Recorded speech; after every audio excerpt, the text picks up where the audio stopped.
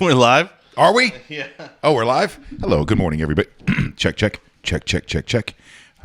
One ear seems to be working better than the other ear. And I don't talk about technically, I mean in my head. One ear is working better than the other ear this morning.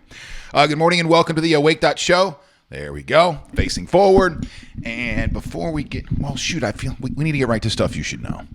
All right, we'll get to stuff you should know and then start the show here. Make sure you like and share. Thank you so much for coming aboard today. And it is Monday, December 18th. A lot of people are off this week, right? Or they're working like half weeks. Yeah. And, you'll work through Wednesday or something like that and take the... What are we going to do? Are we going to be here all week long? Are we taking Friday off? To be determined. To be determined. Yeah, I'm not sure yet. I think we need to take one day, but then so I don't know if that's... Because remember, we talked about having our Christmas special on Friday. Okay. All right. So maybe Tuesday... but then get right back at it on. See, I don't know because everybody's going to be off, or most people are going to be off, I think, next week, right? Yes, correct. They'll work a full week this week, and then we'll be off next week, and that might be a good time for us to pounce, while all the other traditional, radio shows and television programs are taking next week off. That's right. Then we're in here doing our thing and really promoting it and hopefully getting some steam behind us going into the new year.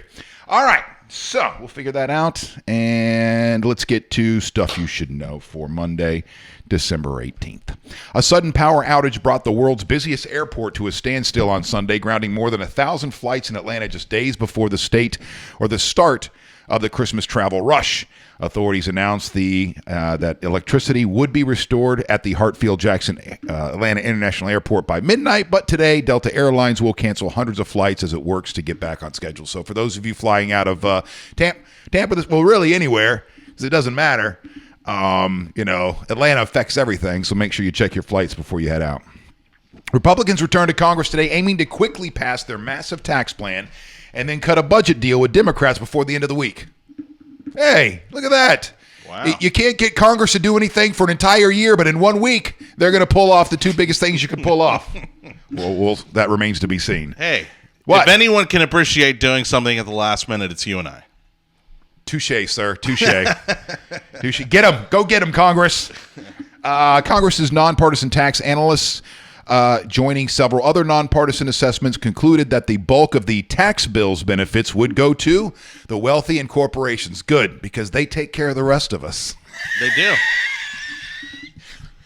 An NBC or MSNBC spokesman confirmed Saturday that the company made a separation-related payment to one of Chris Matthews' employees after the woman complained about sexual harassment. Two sources familiar with the situation told the Daily Caller that Matthews paid $40,000 to settle with an assistant producer on his show in 1999 after she accused him of harassment. An MSNBC spokesman contested that claim to the Caller, saying the company instead paid significantly less as part of a severance package. Andrea Ramsey, a female candidate in a congressional race in Kansas, ended her campaign. Why? Sexual harassment. And these are past allegations that resurfaced against her by a former employee. Her announcement came just after the Kansas City Star reported that it had asked her about the 2005 federal lawsuit in which a former employee of hers at Lab One, a medical diagnostics company, alleged she sexually harassed him and then fired him from the company after he rebuffed her advances. We'll get into this story in more detail coming up on the show today.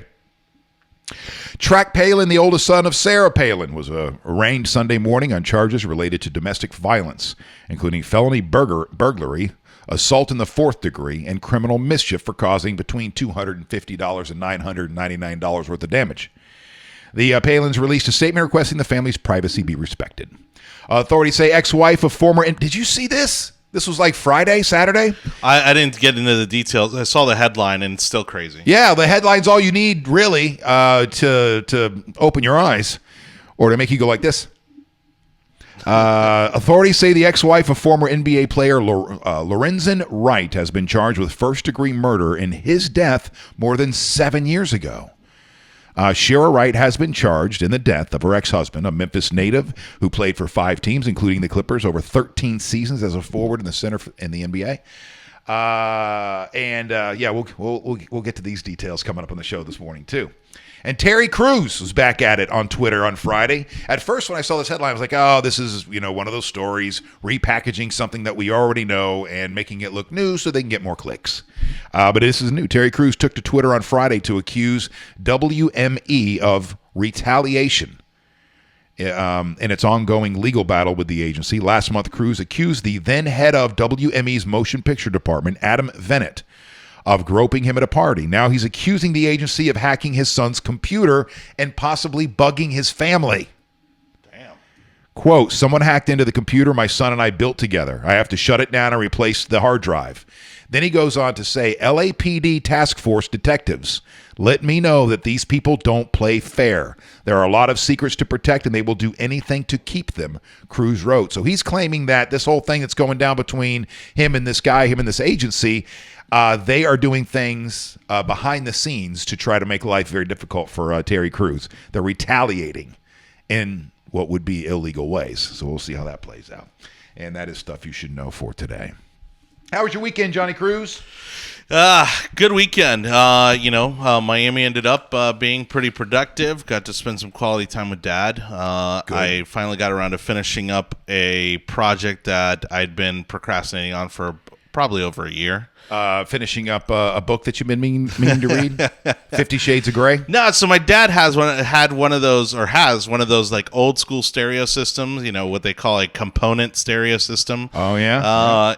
So it had like its record player and a tape player and an amplifier and a tuner, all that stuff. Well, the primary amplifier crapped out on it, and he wasn't sure. I wasn't sure what the issue was. So basically, we went out, bought a couple new things, and now he is a very happy man as he's gotten his stereo back in working order, and he's got those old school wooden box, like 4 foot, awesome. 3-4 foot speakers, that has like two 12-inch subwoofers in it. I mean, this thing sounds ridiculous. You could start a nightclub with these speakers. Yeah, like the speakers that I've purchased to do these gigs that I've started to do over the past couple of years to get out and DJ weddings and parties and stuff like that. Yeah. When I was looking to buy this stuff, because this is how I began my radio career, or my career in entertainment was DJing parties when I was 16 years old. So back then, when I ended up buying my gear, when I was able to afford it, I got good stuff. I've got EVs, the nice wood cabinets. They were 3-way, speakers, not 2-way speakers, and so on and so forth. Well, this time around, I'm looking at the bottom line, dollars and cents, and so for half the price, I get a speaker I never heard of, made out of plastic, and that's what I did. Yeah, they get the job done. The 2 years that I've been using them, only one time has somebody come up and went, man, those speakers sound kind of muddy. And that was just this past Saturday night. Oh, jeez.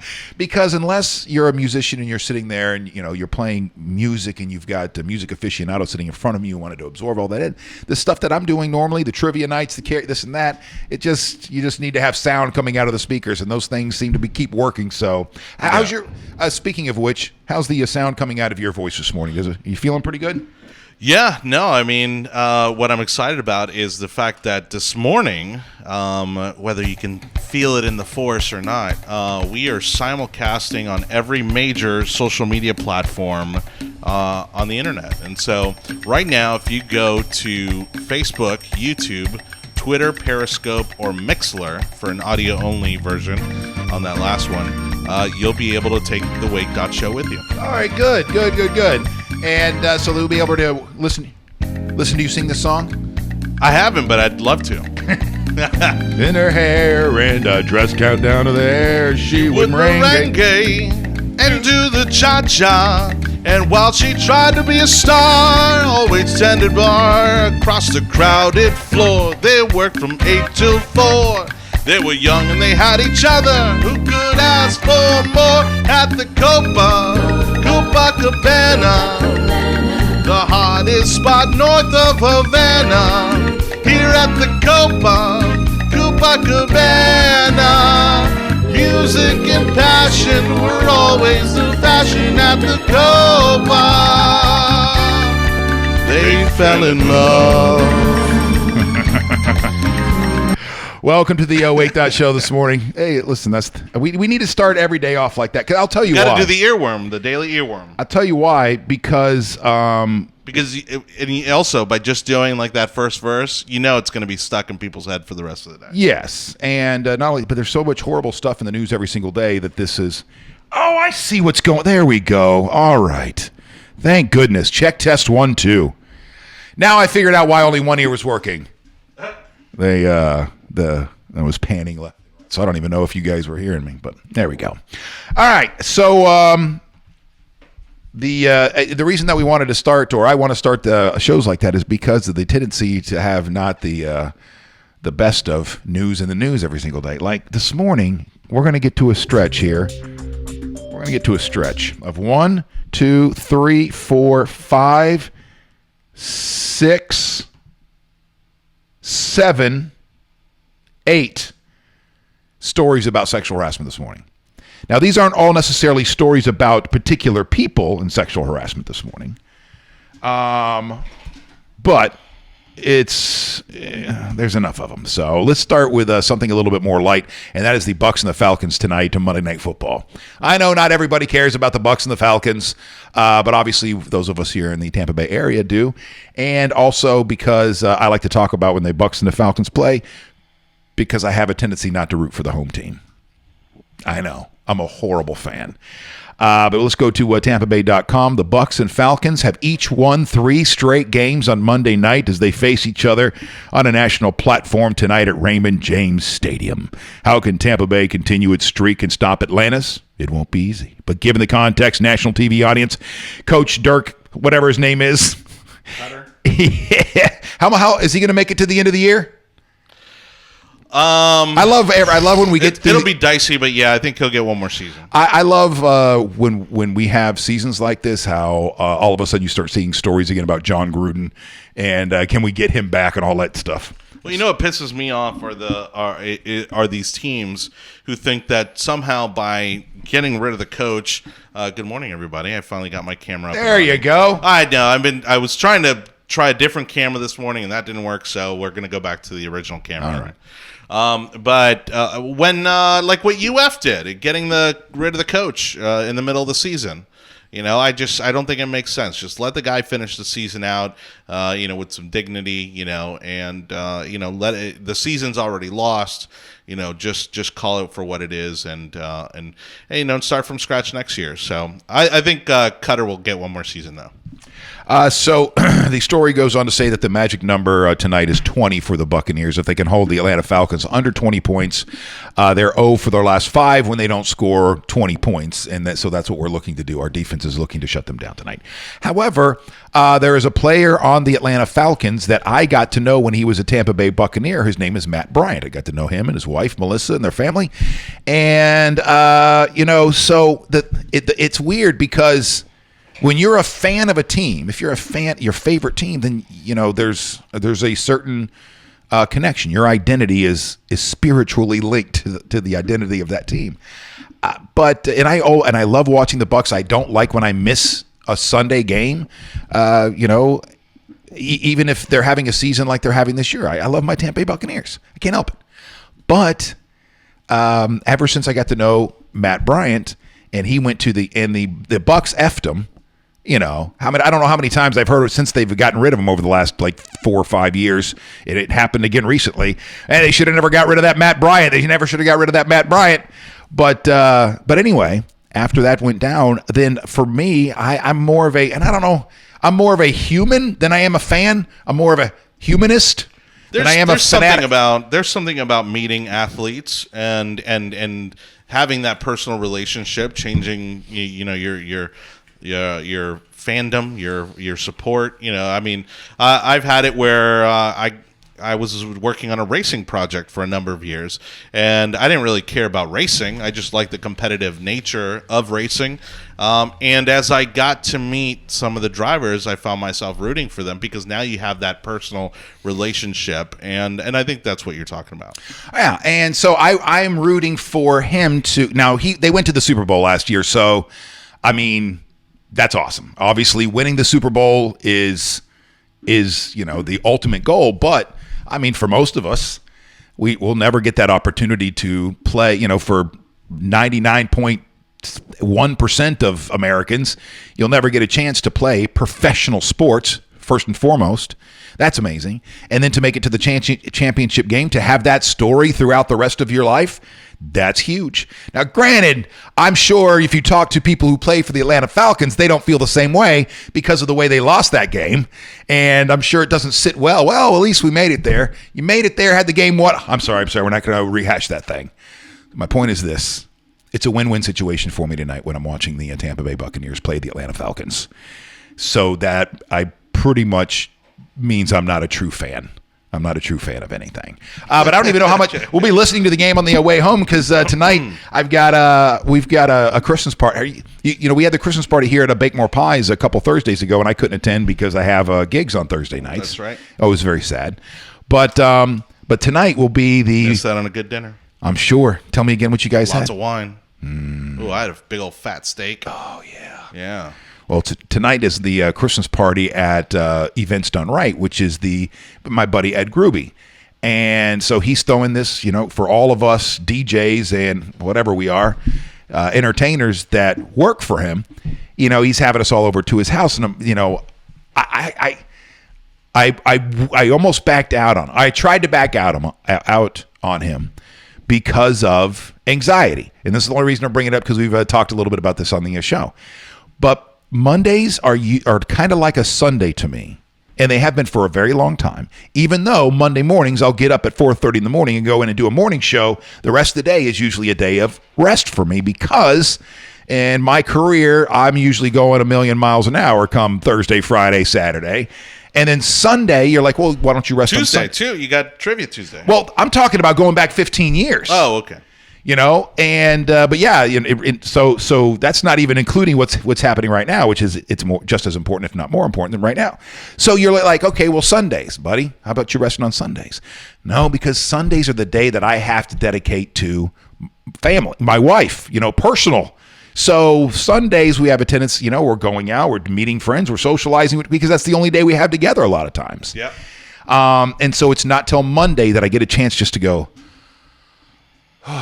Take a little breather. Yeah. Yeah.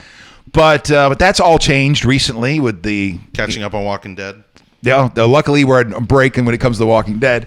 But starting this and then the other things we got going on, or I got going on during the week. So here's the thing: the thought of me driving from South St. Pete, where I live, to where Ed lives in Palm Harbor, which is about an hour drive. That's if traffic is flowing. About an hour drive.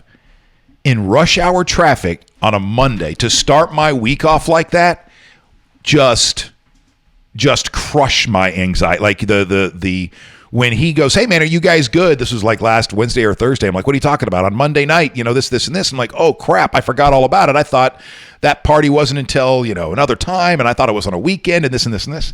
So immediately my anxiety crushes me. All lies. No, I'm just kidding. All lies. Yeah. What's that mean? No, it's about the traffic and the this and the like. Were all those kind of just reasons you'd given yourself, or was it genuinely stuff you were? No, that's the anxiety. Well, it's not just the traffic. For instance, if it were like Saturday night or something like that. Now bring your levels down a little bit.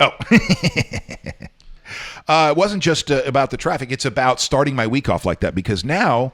Come Monday, I'm looking at Tuesday, Wednesday, Thursday, where we're getting up at 4:30 in the morning to come do this show. Yeah. I go home and do husband stuff and then turn around and head back out Tuesday, Wednesdays, and Thursday nights every week for a gig. So for me, Monday's about mentally preparing, and there's just no way in hell I want to be on Monday night. The thought of sitting an hour away from home at 7 o'clock, and then there's dinner, and we're not getting home until 9 or 10. Like right now, talking about it makes me want to call him and go, I can't do it. I'm sorry, I can't do it.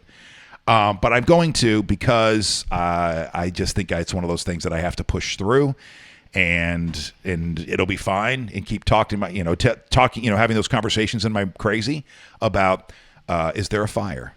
No. Is there a bear about to attack you? No. Is there a meteor getting ready to? No. Then there's this anxiety you're feeling is irrational. It's not real. Just keep breathing, push yourself through it. Yes, it's going to suck sitting in traffic for an hour and a half, to get up there, but it's going to be worth it, and everything will be just fine. Yeah. And so that's it's amazing to me how that kind of stuff works. So anyway, it's going to be a nice long week here at Bake More Pies and the Wake.Show. Like Johnny was saying at the beginning of the show, we're now broadcasting or streamcasting, however you want to look at that. Simulcasting on multiple platforms now. So that's kind of cool. And, I mean, it's very You got to retweet it on Twitter, by the way. Okay. Because you also got a following on Twitter. And good point, because we have nobody following us on Twitter.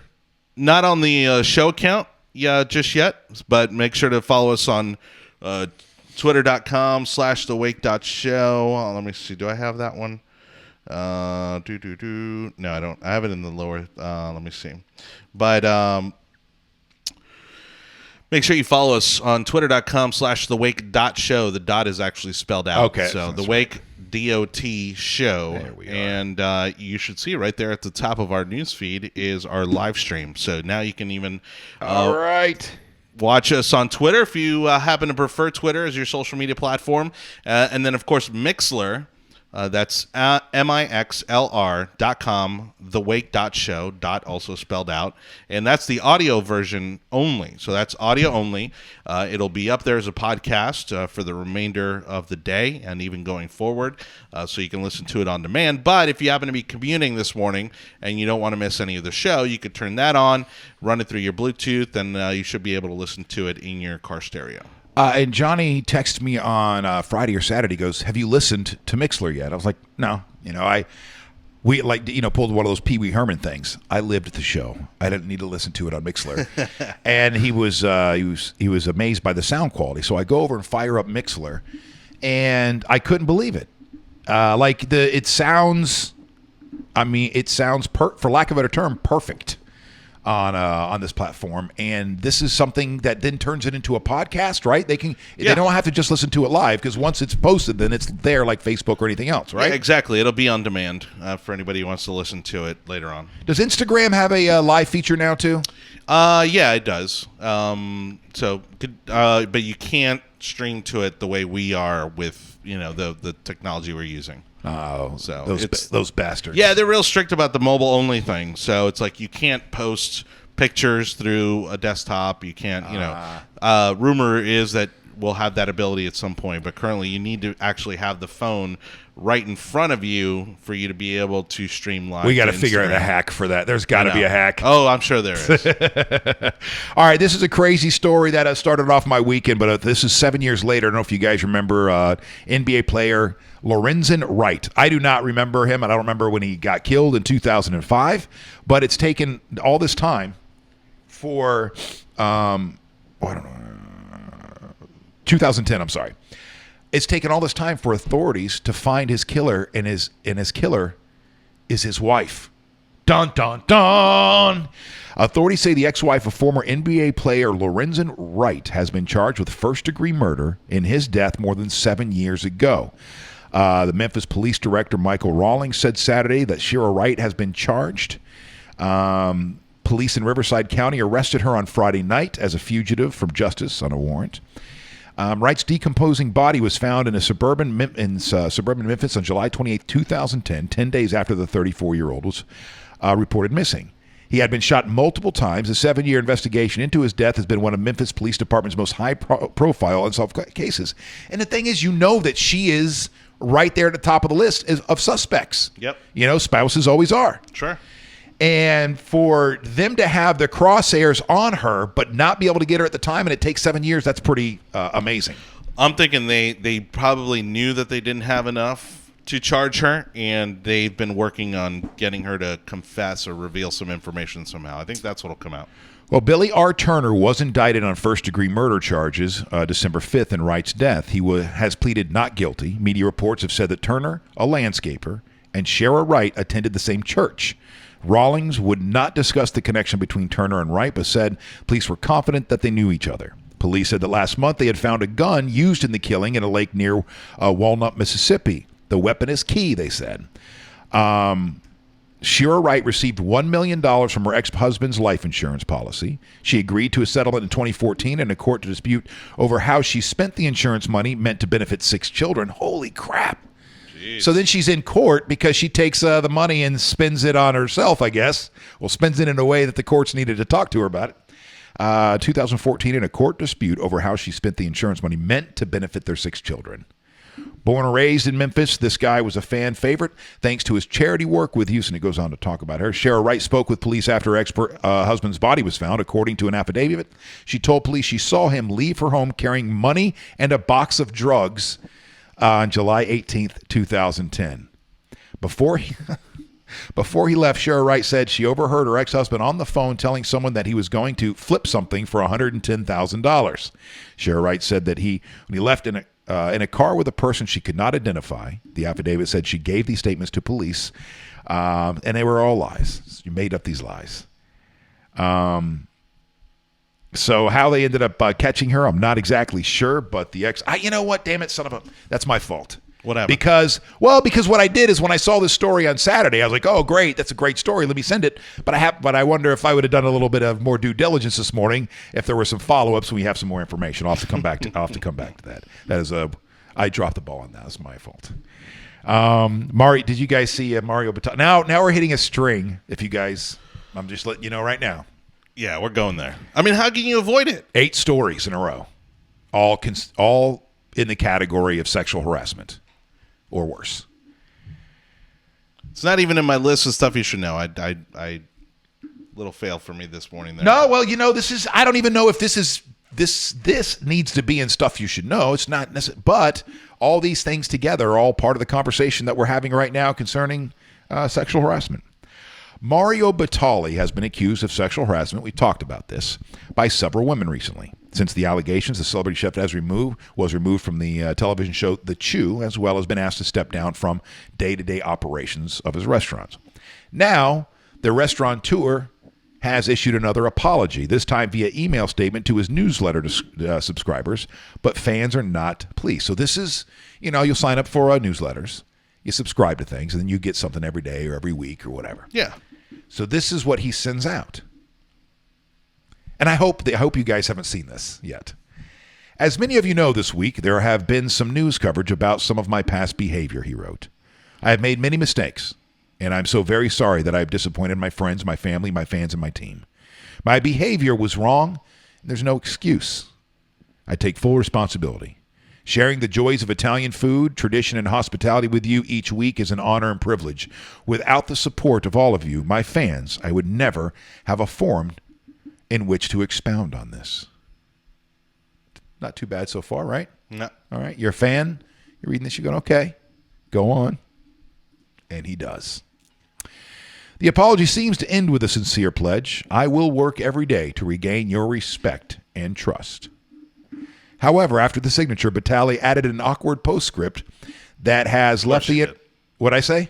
Said, of course he did. Couldn't leave it alone. P.S.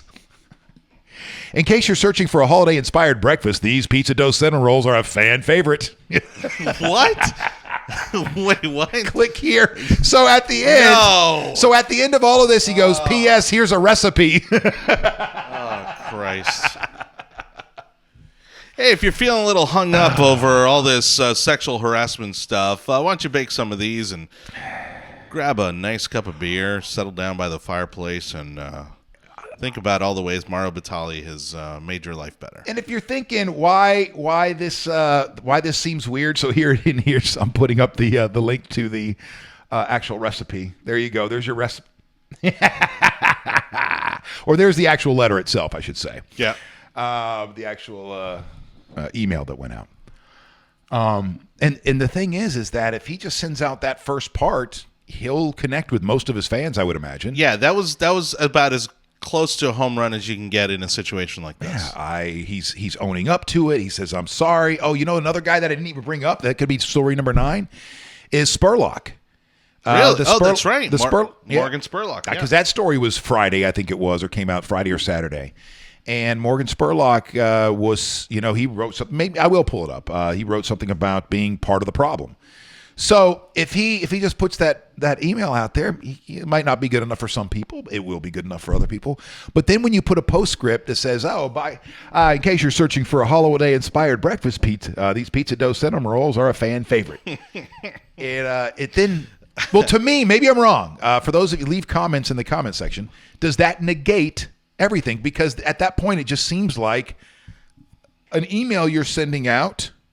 Just another email you're sending out to try to get people to go to your website. Right. He completely canceled out everything above it. Yeah, and it's also like we can't take seriously what you wrote in the body of this thing because you had that thought in your head. Well, I need that postscript's like, I don't know. It just jumps. All right. You want to know what I think happened? This is purely speculative, but I could see this happening as someone who does email marketing. Right.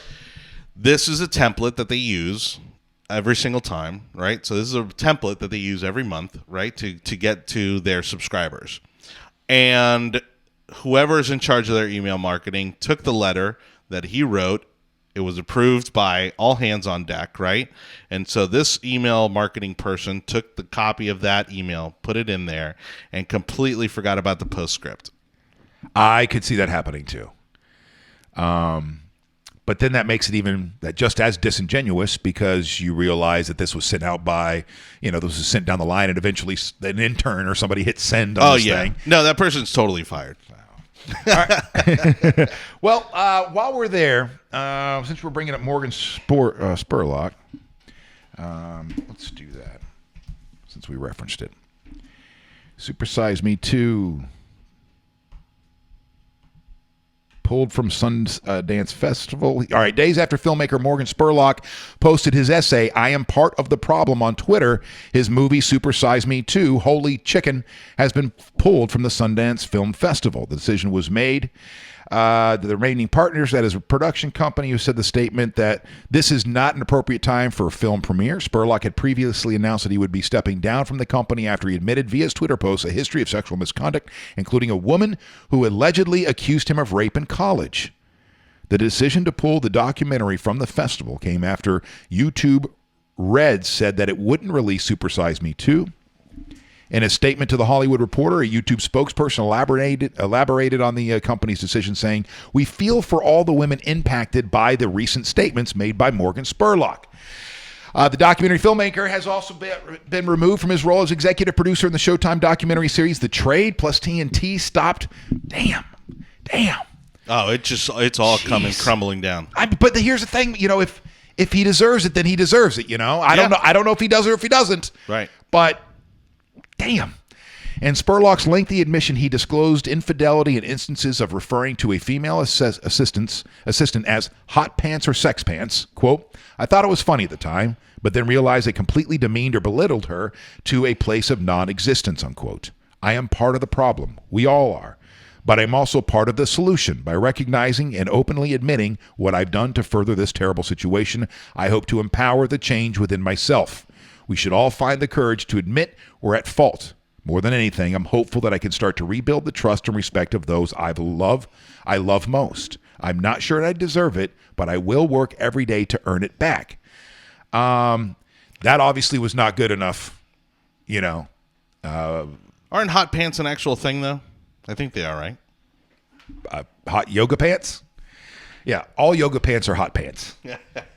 No, I think hot pants are an actual, it's a style. It's a certain style of pants. If you were wearing hot pants in that moment, and they were in court, then yes, he probably could. That'd probably be good enough. But sex pants, then that one's not going to fly. He crossed it over to another line. I wonder what he thought would happen when he released this, when he came forward and did this. If in his mind he was thinking there was a chance that he would be heralded, propped up and people going, oh, no. Thank you, Morgan, thank you. Now we need more of these guys or did he go, I got to do this, but I have a feeling I'm going to take a few blows along the way. Well, and the thing is, again, he's so kind of C-list, D-list celebrity. I think he got ahead of it as much as he could, but only because nobody really noticed. I mean, I think all this stuff was already crumbling around him, and so he might as well come out and own up to it. I don't think it's any different. I think it's just the way he phrased it. Now, if he had come out prior to the accusations and prior to YouTube backing out and all this other stuff kind of happening around his new movie, then you could say, all right, the guy did the right thing. And well, I think some of those moves were after he released that statement on Twitter. That's when those companies started to do their thing. Okay, well, or started back at, or, yeah. So, but again, it's one of those things that I think a bigger celebrity may have gotten more credit for it. I don't think anybody cares about Morgan Spurlock. All right, so now our next sexual harassment story is about a female House candidate. Oh, let me get rid of it. And I only laugh because it's reaching the point of absurdity that this many people are being brought down by it. Obviously, I'm not diminishing the severity of what's happening, but it's a daily thing now. Yeah, there's another story this morning that made it up onto my tabs for a minute, and then I was like, no, that's just too much. And I got rid of it, but the story was about the 97 men and one woman who have been taken down by sexual harassment, and it just goes through everything. But so somebody is keeping a list, is what you're saying? Yes, yes they are. And checking it twice. A female candidate. So this is obviously big news. A female candidate in a congressional race in in Kansas, ended her campaign Friday after past allegations resurfaced of sexual harassment, which were made against her by a former employee. So her name is Andrea Ramsey. She'd been one of several Democrats running to unseat political vulnerable Representative Kevin Yoder, a representative of Kansas in the state's 3rd congressional district. Do you know why he is vulnerable? No, do not. Wrote in a post on her Facebook page that she would exit in the wake of these allegations. It's probably Trump related. Her announcement came just after the Kansas City Star reported that it had asked her about a 2005 federal lawsuit in which a former employee of hers at Lab 1, a medical diagnostics company, alleged she sexually harassed him and then fired him from the company after he rebuffed her advances. Ramsey, who had been executive vice president of human resources at the company at the time, denied those accusations. Funkhauser filed the suit against Lab 1, not against Ramsey, alleging in court documents that the company allowed to exist a sexually hostile working environment. The company settled that suit in 2006. Although she denied this. She denied this back then. The company decided that it was just easier to go ahead and settle versus trying to fight this thing, which is very common too. That's why we have to be careful when we want to, put the smackdown of judgment on somebody, because of how common it is for a big corporation or somebody who is wealthy to just go ahead and settle even though they're innocent, because it financially makes sense. It makes sense in other ways to just get this behind you and move forward. But her exit marks an unusual twist, obviously, in the Me Too movement. For weeks, figures across. Sorry for the ADD moment here, the tangent. But something occurred to me over the weekend that Alyssa Milano, and maybe if this would have happened earlier in the year, Alyssa Milano may be in the running for Person of the Year. Now, it ended up being everybody, but once because I was reading another story, and because it's not that I forgot, I just don't think about it because there's just so many things going on. But she's the one that started the Me Too movement. After the Harvey Weinstein stuff came out, it was within that next week or so that she went, hey, listen, Me Too, and put out there what she put out there and encouraged people around the world, women around the world, to do the same. I wasn't aware of that. Yeah, it was Alyssa Milano of all people that started the Me Too hashtag. So her exit marks an unusual twist in the Me Too movement. For weeks, figures across politics and the media and entertainment industries have grappled with a wave of sexual misconduct allegations, and many in Washington, including Senator Al Franken, Representative John Conyers, and others, decided to step down or not run for re-election after facing accusations. But the casualties so far have all been men. Ramsey, who is identified by her maiden name Thomas in the 2005 court documents, subjected Funkhauser to, quote, unwelcome sexual advances, as well as unwelcome, unwanted, and offensive sexual comments and innuendos during his employment there. Funkhauser, who worked as a human resource manager at the company, well, you don't go sexually harass people that are in human resources, I'm pretty sure is a good general rule.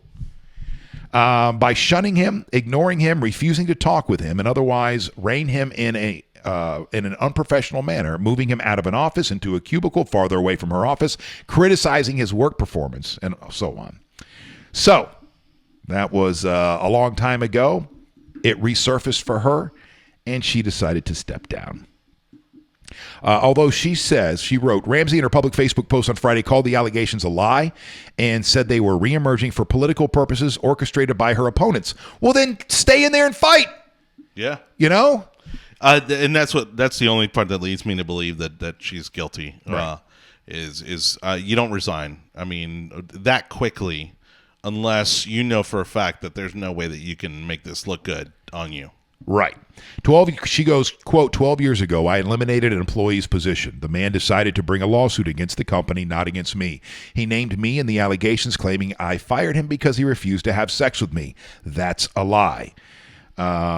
I would have sued the disgruntled, vindictive employee for defamation. Now, 12 years later, this suit is being used to force me out of my race for Congress. Then stay in there and fight this thing. If it's not true at all, stay in there and fight this thing. Now, some people go, well, because of what it's going to do to my family and this and this and this, I don't want to go down that path. For the same reason that my company settled with this guy in 2005, which is just to get it behind me, is the same reason. Is the same reason that I am leaving this congressional race. Well, it's not only that. I'll tell you maybe what the subplot here is that they are trying to build a case against Donald Trump. And so while it may seem like the women who've accused the president in the past of sexual harassment and other allegations are trying to give this another go. In reality, I think this is a concerted effort.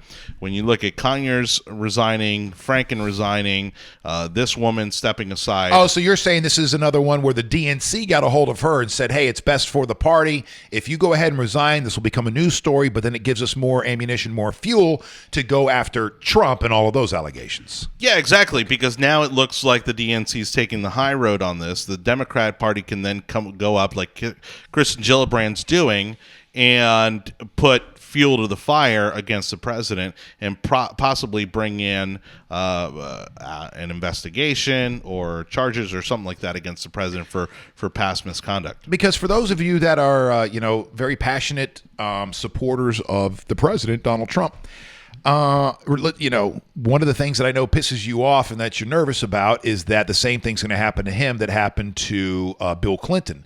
Because when they started going after Bill Clinton in the 90s, it wasn't because he lied to America about, getting a face party in the Oval Office. Having a face party in the Oval Office. They started that because of Whitewater, right? If I remember, well, one of those things, I think that started it. Yeah. Right. They were going after because of alleged improprieties back in Arkansas concerning real land. estate. Yeah. That's how this began, and it ended up on Monica Lewinsky's dress. Yeah. But that was whatever Mueller's literally. Yeah. Whatever Mueller's doing up there. They were saying this time that this investigation was not going to be like the Kinstar investigation where it was just allowed to go anywhere. It had to stay focused.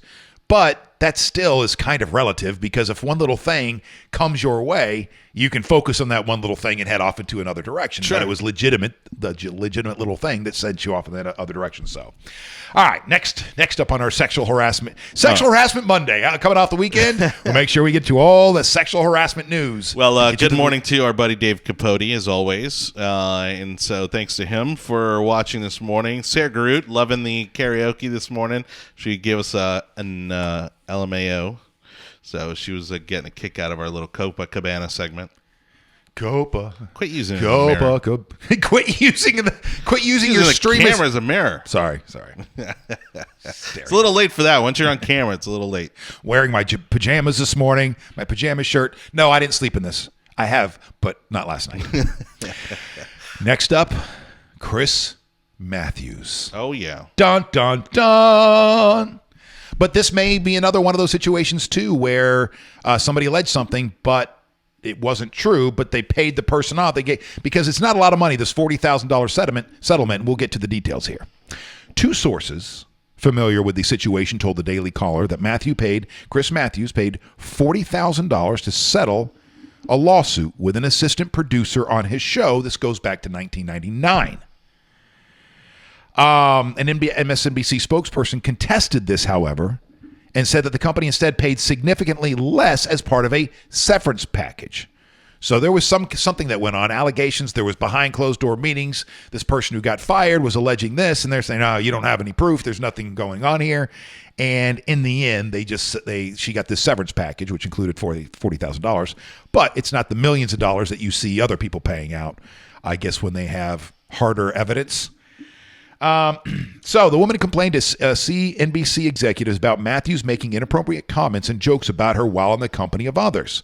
The spokesperson said that they thoroughly reviewed the situation at the time and that Matthews received a formal reprimand. Based on people who were involved in the matter, the network concluded that the comments were inappropriate and juvenile, but were not intended to be taken as propositions.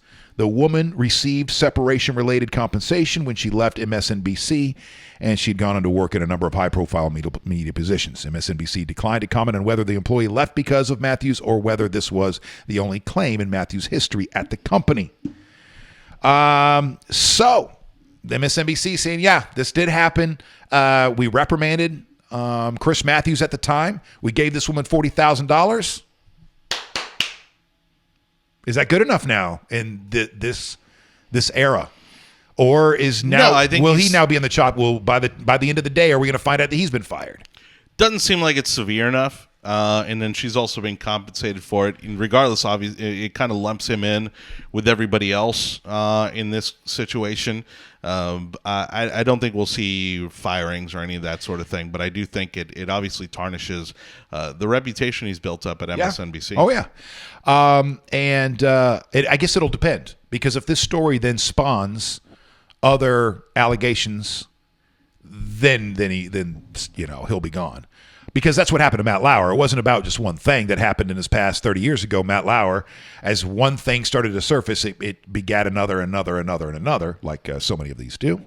And that's why he was out. Next up, and there are a lot of interesting twists in the sexual harassment stories that we're doing today. Like we said, one of them is a woman who is stepping down because of past sexual allegations against her. Yep. And now this is there is a rape charge being dropped against somebody after they were, luckily for him, able to prove that she was lying. Rape, this as the story goes at Black Sports Online, rape is a serious crime. If you make false claims, then you should frankly go to jail, because it only hurts the victims of real sexual assault. I believe that 100%. Except for, and here's the issue there, because Johnny, you were a victim of this. Yeah, Johnny was a victim of this in middle school. Because a girl didn't want to get in trouble for hooking up with Johnny, if I remember the story correctly. Yep. A girl didn't want to get in trouble. She had a boyfriend. She had a boyfriend, and then she hooked up with that cute little Colombian kid. That's right. And she didn't want her boyfriend to find out. And so as things were going down, she said that she was raped. And luckily for Johnny, she relented by the end of the day and took those statements back. Right? It was by the end of the day, or did it take a couple days? No, it was by the end of the day. Okay. No, I think honestly, had it gone any longer than that day, I probably would have been expelled, definitely sent home. Yeah. So here we go. Oklahoma's running back Rodney Anderson's reputation was dragged through the mud. His career and freedom put in jeopardy because of a woman was bitter that he didn't want to pursue a relationship with her. DA won't pursue charges against her, which will leave the door open for more false claims, this goes on to say. But the reason that they were able to nail this down is because of a text message. Huh. If it weren't for her text messages, so flip the page. I hate when they do this. Try to get these stupid clicks. Just give me the damn story on one page, you effing hacks of websites out there. Jeez, but we need the clicks. We can't survive if you're not clicking. All right. Well, then at least. Speaking of which, really appreciate it if you'd like and share the show. Such a hypocrite. I'm such a hypocrite because we need all the likes and shares. We need all the clicks. We need to watch longer and all that good stuff. All right. Well, the second page is not coming up now. But it was her text messages that led him to that. And I know this, when we start talking about sexual harassment and sexual assault and really start pointing our fingers and going after men and men in power, you quickly have I don't say the other side, but you quickly have something that comes up with it. And that is, what about the women? What about the women? First of all, settle down, you and your issues with the opposite sex. Second of all, this isn't a battle between men and women, okay? This isn't a war against men. But a lot of people take it that way. They feel like it's a war against men, and then they go, wait a second. Well, first of all, what about all the women that are hitting the news every single week that are banging middle school kids and high school kids? What about all the women who, like in the story we just did, they yell rape just because of embarrassment or because the guy didn't want to pursue a relationship with her? So all of a sudden, what was consensual sex is turned into rape because she feels disgusting and that she was used and she thought she was going to get a boyfriend out of a rich future running back out of the deal, and so on.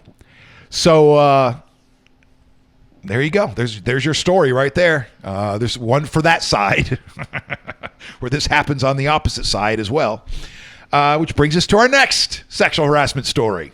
I feel like we should be doing these quicker. I just blow through them and move on to other stuff. Well, again, at this point, it's just a daily tally. It's like, all right, who's on the list today? Next up, the rock band Kiss. Kiss is shocked. Gene Simmons is defending himself in sexual battery lawsuit. Now this, I was ready to see something that goes back to like 1979. Nope, this is very recent, so here we go. Kiss bassist Gene Simmons defends himself against accusations in a lawsuit that he says he groped and made unwanted, unwarranted sexual advances to an unnamed radio and television broadcaster. The unnamed part does stick out to me because the first thing I thought of was Ryan Seacrest. No, oh. Yeah. Well, no, the first thing I thought of is this person's going, oh, man, I've got a story to tell. Let me go ahead and put it out there, and I'll get my ratings will go up, But they're staying unnamed as it stands right now. Quote, friends, I intend to defend myself against any alleged charges you may have been reading about in the media, Simmons said in a statement.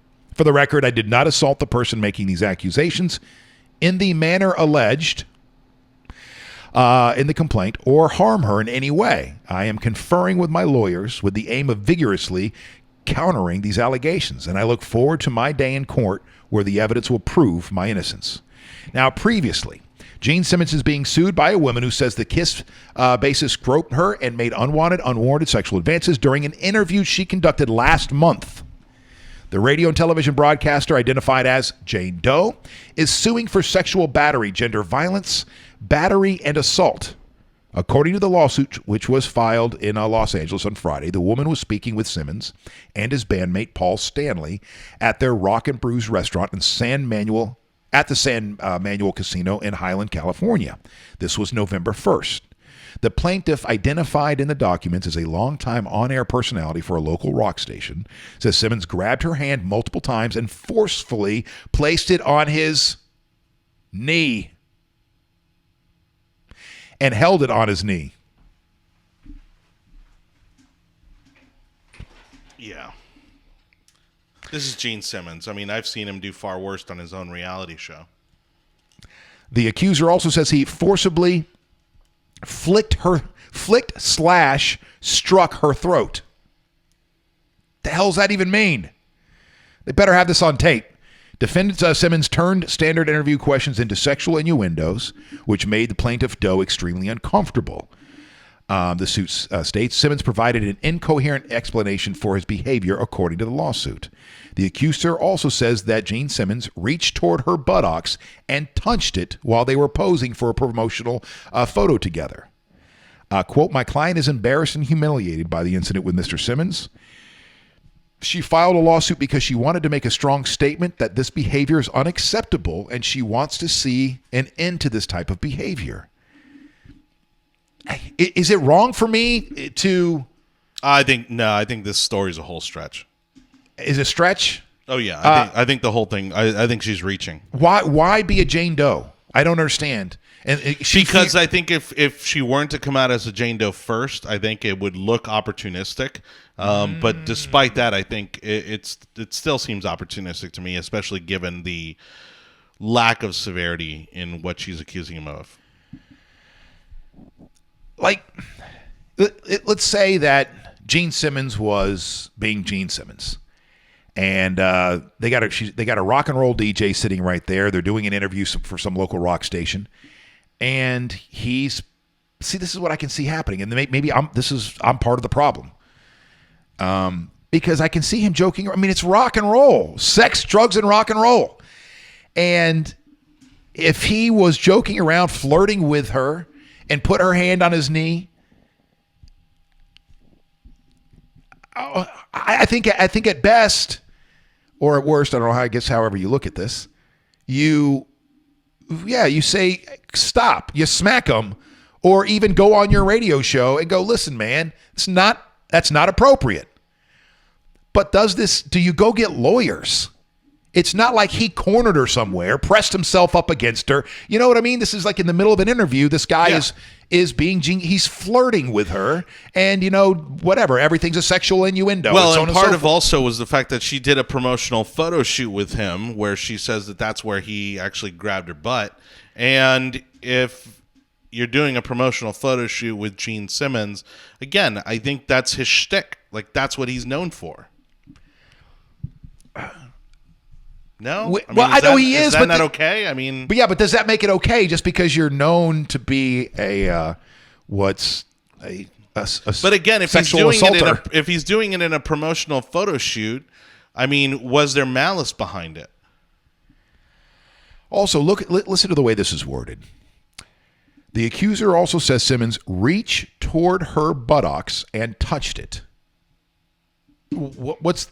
if this was something a little bit more flagrant, egregious, you would think it would be worded he reached out and grabbed my client's buttocks or grabbed her buttocks. Not he reached toward the buttocks and then touched it. It was that is a boop, boop. Yes, this stuff is inappropriate. This stuff we're having conversations about now and going, okay, powerful people, you can't do this shit anymore. All right, you're not going to be able to get away with this stuff anymore. You were able to get away with it for hundreds of years, but now times are changing and people are tired of people in positions of power taking advantage of that. So it's over with. It's done. But it goes to show again, like, I mean, is it now to the point where no matter who you are and no matter the situation, I mean, are we reaching that level to where you can't do this? So for instance, okay, so there's a picture going around of Joy Behar on a red carpet with Robin Williams, I think Billy Crystal and Whoopi Goldberg or something like that. It's Joy Behar basically with her hand on Robin Williams' crotch on a red carpet, right? And so to me, that and this Gene Simmons grabbing this girl's butt thing is an equal act. I put them on the same degree. And so again, is this just as inappropriate? And and so would she be considered a sexual abuser for this action? All right, so go ahead and throw up the photo there. Joy, so are you a hypocrite if you, during this promotional photo shoot like this, do that, and then years later start teeing off on all, Donald Trump and him grabbing, allegedly feeling it's okay because he's powerful to reach out and grab someone in the female in the crotch? Well, and Elliot writes in, he goes, should Taylor Swift not filed a lawsuit for the same thing? Does he get a pass for being Gene Simmons? I don't know the Taylor Swift situation. I don't know what that. Well, that was a radio DJ that she took a photo with, and that's right. Right, and he groped her. Yeah, and he ended up being found guilty of that. Oh yeah, he lost his gig. He can't find a job. The last I saw, the guy can't find a job. So maybe we should give him a call and see if he wants to do a show after us. And that'll be his shtick. Is everybody that comes in, he gropes them during the photo shoot. Just say, hey, look, that's what I do. All right, so back to the photo. Put that back up there. Because one of Robin Williams' things, part of his shtick, was how much he went to his own crotch. I think he and Michael Jackson, I think, had a running tally going at some point. Who goes to their crotch more when they're on stage? So in context, remember, Joy Behar is a comedian. Yep. In context, this is a joke. Yeah, I mean, you can obviously see that they're all having a good time here, especially Joy. Or was Robin Williams really uncomfortable in that moment, but he knew that he set himself up for it, so That he has too. to take it. That too. I mean, look, dude, we talk about mental issues, and Robin struggled his entire life with, and so is this one of those situations that really made him uncomfortable that he was never able to fully deal with?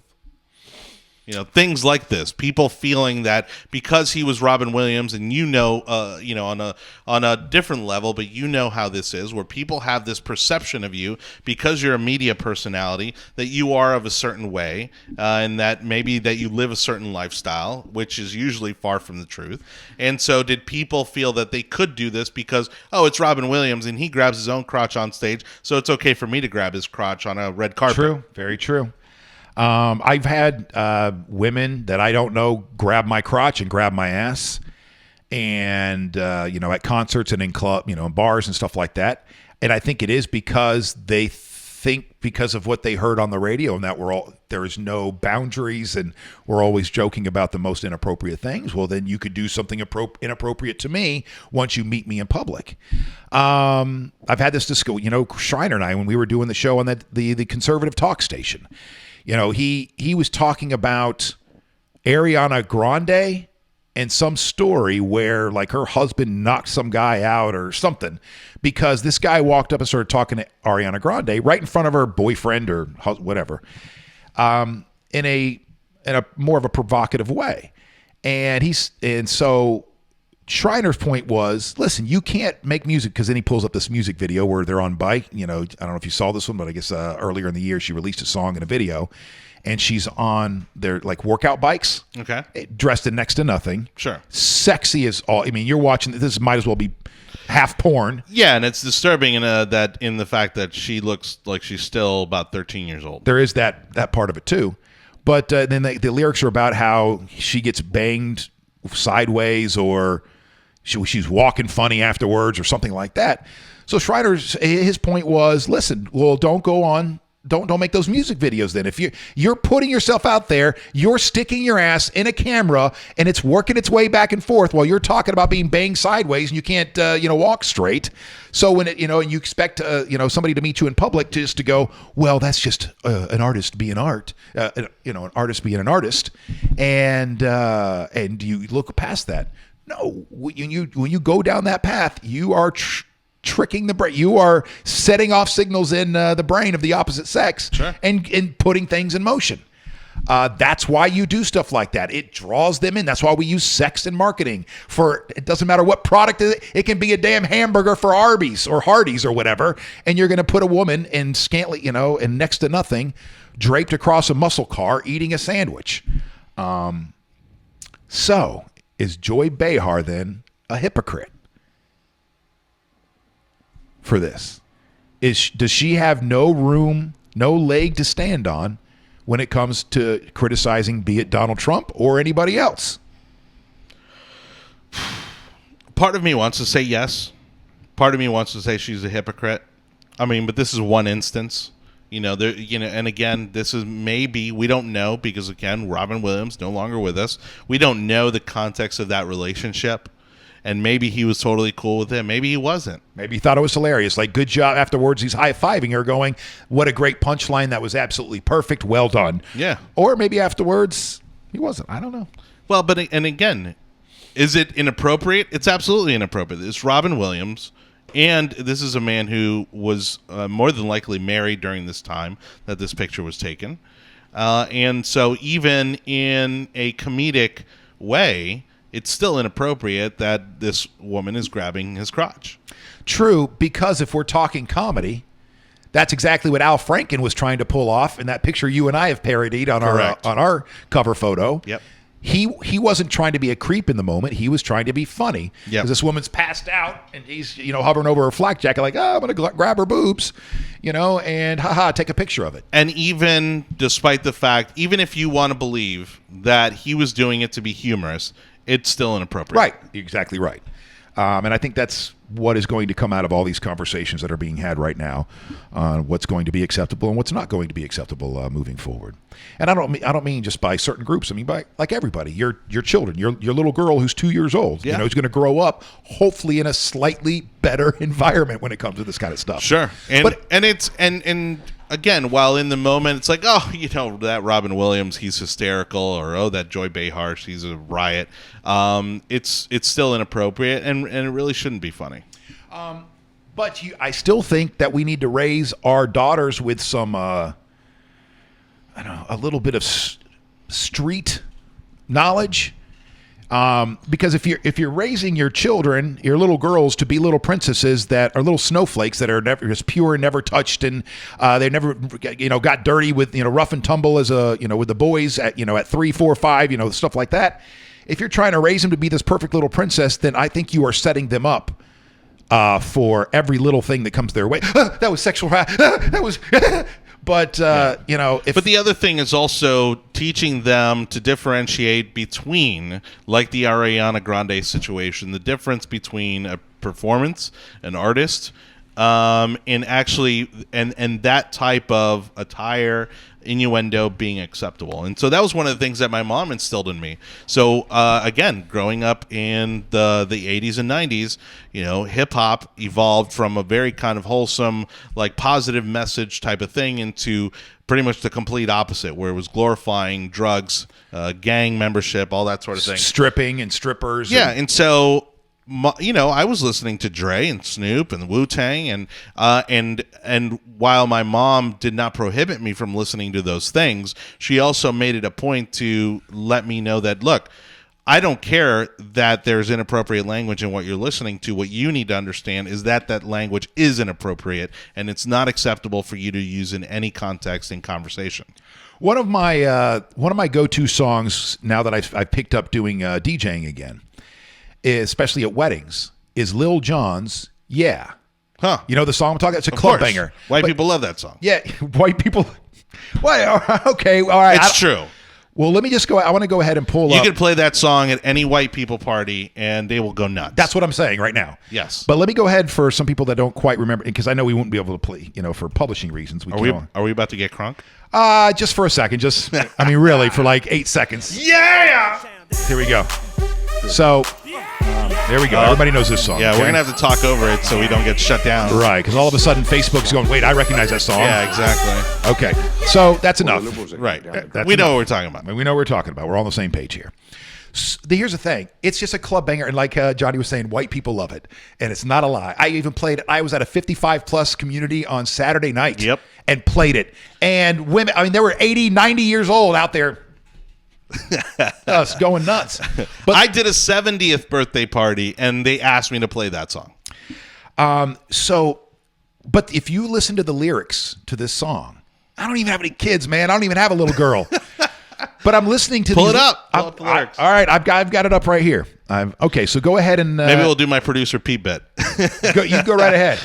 We'll bring up the lyrics here. We'll do that. Go ahead and cut to the TV there. All right, hold on.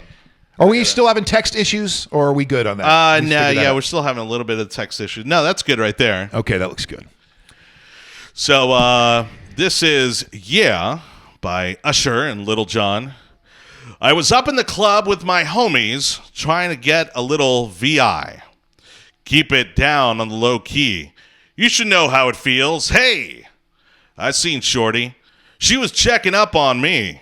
From the game she was spitting in my ear. You would think that she know me.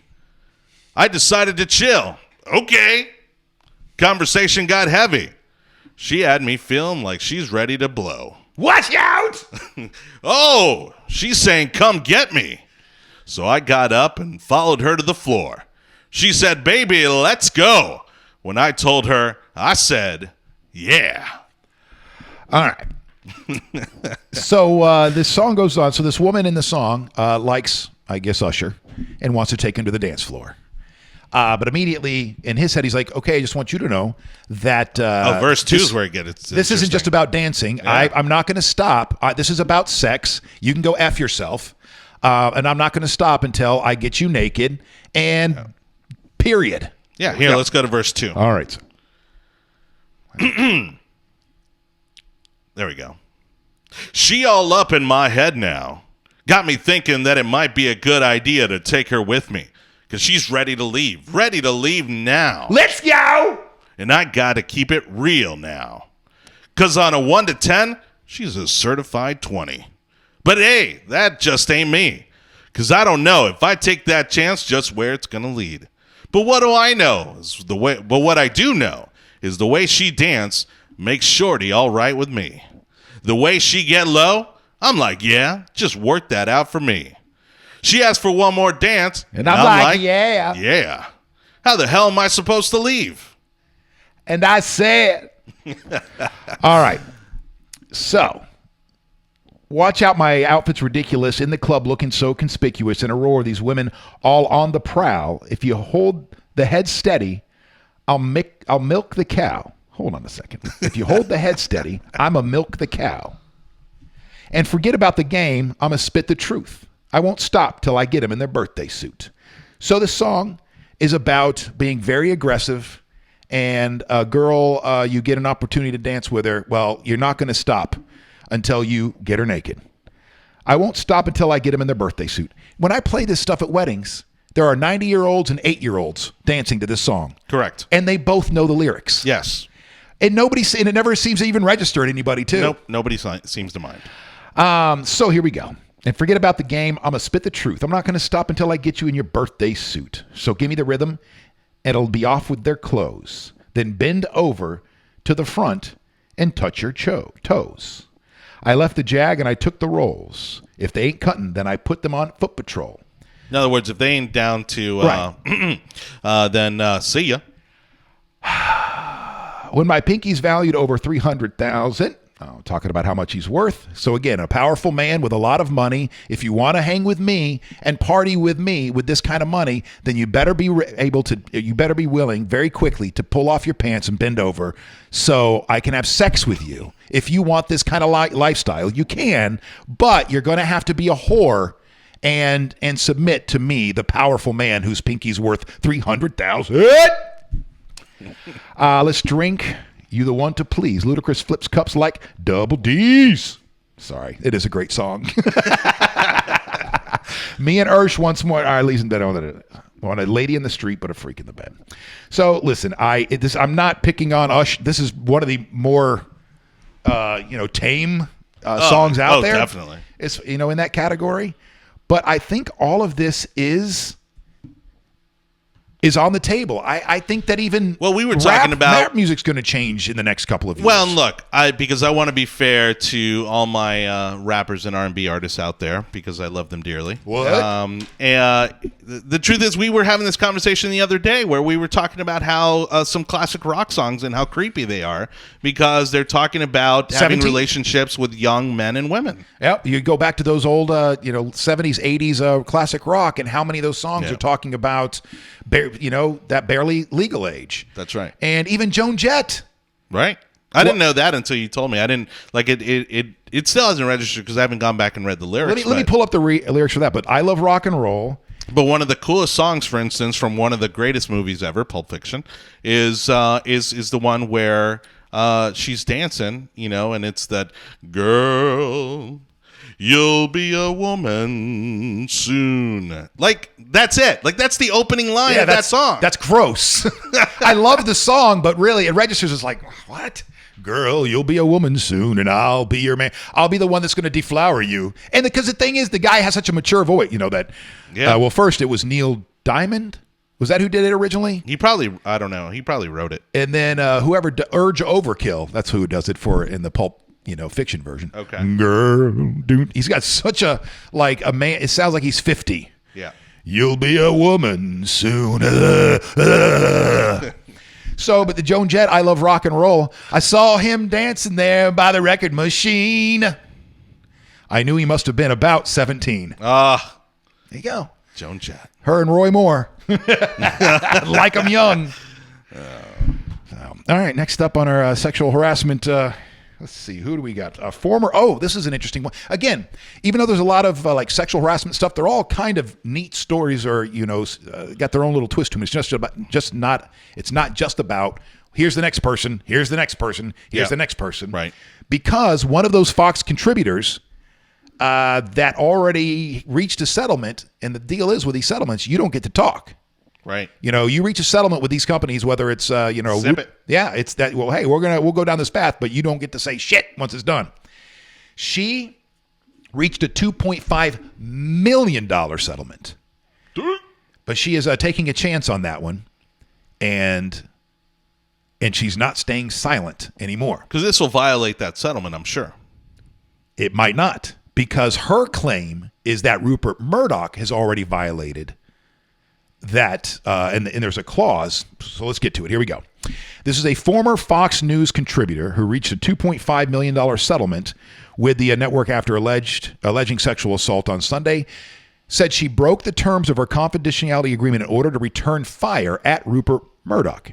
Quote, I want to be very clear. I would not have been able to be sitting here to say what I'm about to say if it wasn't for Mr. Murdoch and what he said, because my settlement in exchange for money, I had agreed to be quiet, except if I was disparaged or maligned. Huh. And it's in the settlement. Yeah. And because Mr. Murdoch said what he said, that 60 seconds has allowed me to speak out. Former Fox News contributor Tamara Holder. Does that name sound familiar to you? Yes. Let me go ahead and pull up a picture of her, because I know that's the important part of all this. Well, Fish, we need to see who you're talking about here. Before we start judging, we got to see how hot she is. Yeah. All right. Good morning, my friend Catherine, my buddy Richie, everybody tuning in. Thank you so much for watching. Make sure you like and share if you don't mind. And I'm going to check in with Dave Cox later today, but we may have another pair of Gasparilla tickets to give away. And so keep an eye out for that. We're going to have some really cool guests later this week. Might have a state representative or two. We'll have a hobby store joining us, talk about some cool Christmas gifts. So it's going to be a full week. All right. Let's get back to this photo, if I can figure out how to use the internet. Or a series of photos, if you want to put them all up there. I don't. She does not look familiar to me. She's a regular on. She's a regular on there. Okay. Well, back to her story. She said Holder was referring to comments made last week by Fox News chairman Rupert Murdoch in a Sky News interview in which he appeared to dismiss sexual misconduct allegations against various men at Fox News. Fox News parent company 21st Century Fox, in defending Murdoch's comments, noted that it has responded with serious consequences to sexual harassment allegations. Fox News previously ousted former anchor Bill O'Reilly and late CEO Roger Ailes amid allegations of sexual harassment against them. Quote, it's all nonsense, Murdoch says in the interview. There was a problem with our chief executive, sort of, over the years, but isolated incidents. He added, that was largely political because we are conservative. Here's the thing. He didn't say anything about her. Yep. As far as her, and I'm sure she talked to her lawyers about what she can say and what she can't say. Yeah. But to me, this doesn't seem like it violates anything. No, and I think if a settlement was reached, I think it's pretty, again, unless she doesn't need the money, unless she's fine, risking her settlement, I think it's pretty risky of her to come out and do this. $2.5 million. Yeah. That's a lot of money. But the question is, does a former Fox News correspondent actually stand to benefit? To make more money, with some sort of a book deal? So she pushed back on the claim that women who made sexual harassment accusations did it for political reasons on Sunday. Quote, if this is political, then let's take these cases to trial. I'm down. Let's open it up. You're the ones who wanted to settle. You're the ones who wanted us to be quiet. Woo! Shots across the bow. She's ready for war. She's not effing around. I don't know that this seems like somebody who is trying to use this to get another gig. No. She seems ready for a fight.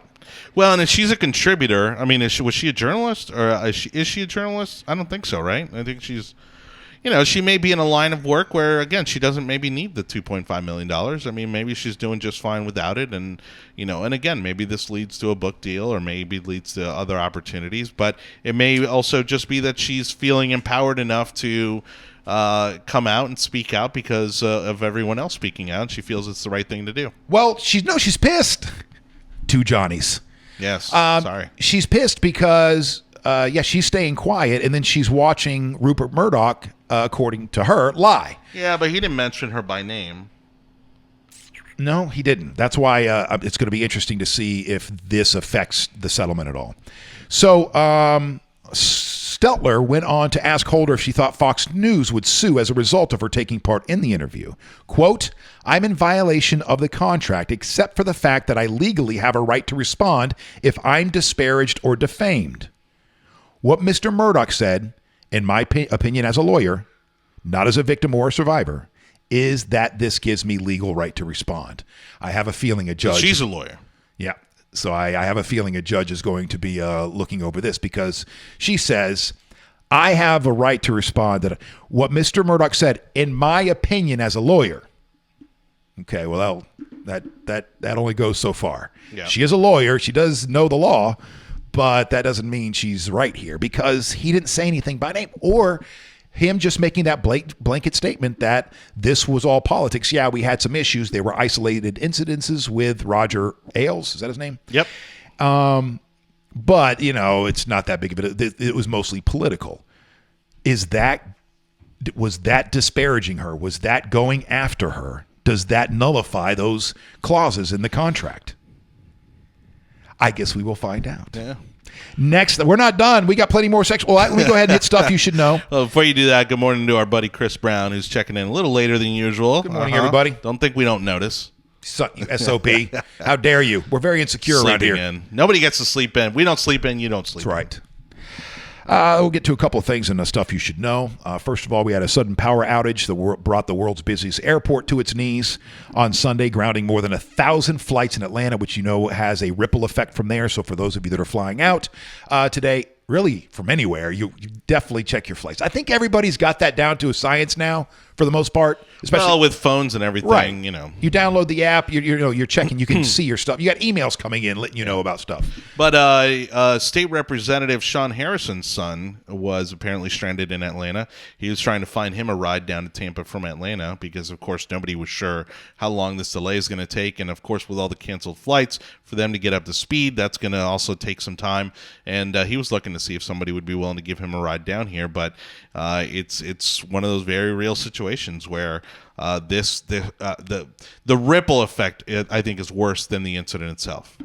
So Republicans return. Well, everybody returns to Congress this week, and the Republicans are aiming to quickly pass their massive tax plan and then get a budget deal cut with the Democrats before the end of the week. They're moving fast on it. It looks like they might pull it off. I mean, there's a lot of excitement around this. It looks like it has the momentum it needs. It would be a huge win for the Trump administration because this is something they haven't been able to do for a very long time. Since they got into office. And the only thing they've been able to do is just undo everything that Obama did. Yeah. Whatever executive orders that Obama signed, just give them to me and I'll unsign them. Sure, right. And it'll look like we're doing something. That's right, exactly. That's kind of been the approach for the first 9 months of the year, and then to follow up on a story that we were covering last week, Marco Rubio, who was holding out for an increased dollar amount to the child tax credit, he got what he wanted, or at least sufficiently to a dollar value that he was happy with, and he's now back as a yes on the bill. The Republicans don't need any Democrats to get through their tax bill, as long as everybody's on board, although it doesn't look like McCain will be there. McCain will not be voting on this week because of his health. Yeah. And that's something I think we need to change too. In modern times, there's got to be a way for representatives. Term limits. No, well, I mean, there's got to be a way for them to vote from their hospital. Yeah, I bed. agree. You know what I mean? I agree. There was an incident some years back. I remember because I gave Democrats a hard time about it, where there was a congresswoman who was pregnant, I believe, and she was not able to make it to the House floor for a vote, and even Democrats weren't really kind of trying to make any effort to allow her to vote on the bill. Despite the fact that she was pregnant and not able to be physically on the House floor for the vote. That's why you can't have women in Congress. MSNBC spokesperson confirmed Saturday that the company made a separation-related payment to one of Chris Matthews' employees after the woman complained about sexual harassment. This goes back to 1999. Andrea Ramsey, a female candidate in a congressional race in Kansas, ended her campaign on Friday after past allegations resurfaced of sexual harassment, which were made against her by a former employee. Her announcement came weeks after the paper asked her about the 2005 federal lawsuit in which a former employee of hers at Lab One, a medical diagnostics company, alleged she sexually harassed him and then fired him from the company after he rebuffed her advances. Track Palin, the oldest son of Sarah Palin, was arraigned Sunday morning on charges related to domestic violence, including felony burglary, assault in the fourth degree, and criminal mischief for causing $250 to $999 worth of damage. The Palins released a statement requesting the family's privacy be respected. Authorities say the ex-wife of former NBA player Lorenzen Wright has been charged with his murder. And that took place 7 years ago. Shara Wright has been charged in the death of her ex-husband, a Memphis native who played for 5 teams, including the Clippers, over 13 centers as a forward and center in the NBA. Some other guy had been arrested over this, and it looks like he did have a hand in this. Like those two colluded or something along those lines. It looked like that they went to the same church together or something. So still looking for more details on that. And Terry Crews took to Twitter on Friday to accuse WME of retaliation in his ongoing legal battle with the agency. Last month, Crews accused the then head of WME's motion picture department, Adam Bennett, of groping him at a party. Now he's accused the agency of hacking his son's computer and possibly bugging his family. Quote, someone hacked into the computer that my son and I built together. I have to shut it down and replace the hard drive. And then he goes on to say that LAPD, the task force detectives, let me know these people don't play fair. There are a lot of secrets to protect, and they will do anything to keep them, Crews wrote. That is just my favorite comedy on television right now is Brooklyn Nine-Nine. He's a main character on that show. Well, and there's a really cool story, if you kind of look it up, about how Terry actually came about learning how to build computers and stuff. And he basically taught himself how to do it and got his son into it. It became like a father-son bonding thing. And apparently his son's really good at it. He's such a great character. It's such a great character, too, a great character actor. Oh, yeah. And he plays Terry. He plays that's always been curious to me is when somebody ends up playing a part of the same name that they have. Sure. Like, was that already in the script, and then it just by chance the actor that ends up playing Terry, or is there something else involved? Yeah, it's always weird to me when they play the character with the same name as them, but then they change the last name, like Mindy Lahiri. Right, exactly. Mindy Project. Right. When they do stuff like that, it's weird, and I wonder why. I mean, if there's something that they have to do, because it's. So, for instance, if you're an actor, you can't have the same name as another actor. There has to be some variation of your name because of the Actors Guild, right? Yeah. And so I wonder if it has something to do with that, where legally they can't actually use their name unless they are portraying themselves. Huh, I don't know. Next up. Wait, hold on. I think it's our last one, though. It is our last one. The last story concerning sexual harassment. And it's not about one particular individual. It's coming from the Tampa Bay Times, and this is a story that backs up something that Johnny and I were talking about last week, and that is the prevalence. Let me get this one off the screen here. The prevalence of sexual harassment in the hospitality industry, but the restaurant industry more specifically. And that's what this story is about. The headline, fueled by indulgence and machismo, restaurants are a hotbed for sexual harassment. When Brenda Terry was 16 and living in St. Louis, she was a host and food runner at a sports bar where female employees wore cute little cheerleading skirts. She's 16 and she's the host, or she's a hostess at a joint like this. Yep. One night, she said, a patron grabbed her crotch. She ran to her management team and they demanded she point out the culprit. Turns out it was a regular. And according to Terry, he was not reprimanded nor ejected from the establishment. Why? Because he was a regular. He spends a lot of money there. Oh, that's just so-and-so. We'll make sure. Hey, listen, she's 16. Don't grab her in the crotch. Terry, 32, has worked in kitchens, in dining rooms, and behind the bar. She's been a bartender at Ciro's, The Bricks, in Tampa, and The Mill in St. Petersburg. She's the president of the Tampa chapter of the United States Bartending Guild. She said she's been sexually harassed in many forms in every work environment she's ever been in, usually by the customers. Quote, I'm numb to it. I expect that behavior and allow it to roll off my back. Is that the best course of action? I'm not sure, she said. Is that the best course of action? Because this is what most people do in these moments. And then if you're in one of those kinds of industries, you're just used to it. I think about the people, the females that I've known that have spent their professional careers in television. And the stories that they tell me about every step along the way, and it ain't from customers either. Right. It's from coworkers and people who are in positions of power. Yeah, they're getting it from all sides. Right, because think a female anchor, a news person, they're on the television. They're in all of a sudden in a very different category, and to powerful men, they need to dominate. They need to own that piece of ass. And so I think about the stories that I've heard throughout my career about women coming up through the ranks, and I don't know how they do it. This is how they do it. They become numb to it. And this is also how they end up in a situation where somebody's going, well, you let me get away with it. You had no problem over here. No, those are just times that I can just deal with those situations and let it roll off my back, go drink myself to sleep that night and get up and go to, do it again the next day. This is how I've learned to cope with this kind of stuff. But then, years down the road, all of a sudden you find yourself in a situation that is not acceptable on any level. And then they try to use all the stuff from all the other times that you allowed something to happen to come into play. In recent months, American women have stopped smiling. Oh, wait, hold on. Here we go. She goes, I'm numb to it. I expect that behavior and allow it to roll off my back. Is that the best course of action? Well, and look, the truth is I think you also as a parent, especially when we're talking about a 16-year-old, you need to have some say in where your daughter works. I mean, I think that whether it's Winghouse, whether it's Hooters, while there's obviously a line, they obviously know what they're doing. I mean, and now Twin Peaks, which is coming to the market, these is that are a booty places, joint too?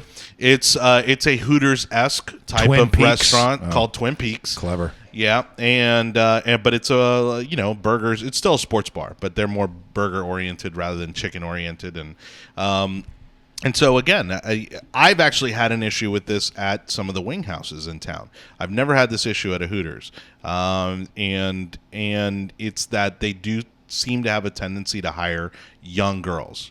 And honestly, again, unless you're 18 or maybe even 21, that's not the kind of place that your daughter should be working at. She goes on to say, because she says, I'm not sure if that was the right thing to do. It's not about what was the right thing to do in that moment. You did whatever you had to do to get through that moment, as do so many people who are subjugated to this kind of stuff. You do what you have to do to get through that moment while you're trying to figure out what the hell is happening. But by the time before you can even start to wrangle that, the next day's there. That's the reason because these industries are so fast paced, But they encourage it too, and they exploit it because, for instance, look at Blue Martini, right? Blue Martini, which doesn't exist here in Tampa any longer, used to be at International Plaza. They had these servers who were going around in corsets, actual corsets, and yeah, of course, that they know exactly what they're doing. And again, while it doesn't make it acceptable for people to harass them simply because of the way they are dressed, it is inviting that type of behavior.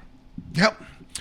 She goes on to say that bartending, female has additional challenges. Quote, if you want to be a female bartender, you need to be hot and you need to smile. I've known female bartenders have been fired for not smiling. By the way, I also... based on anecdotal evidence over the years, people telling me their stories, I would like to propose legislation.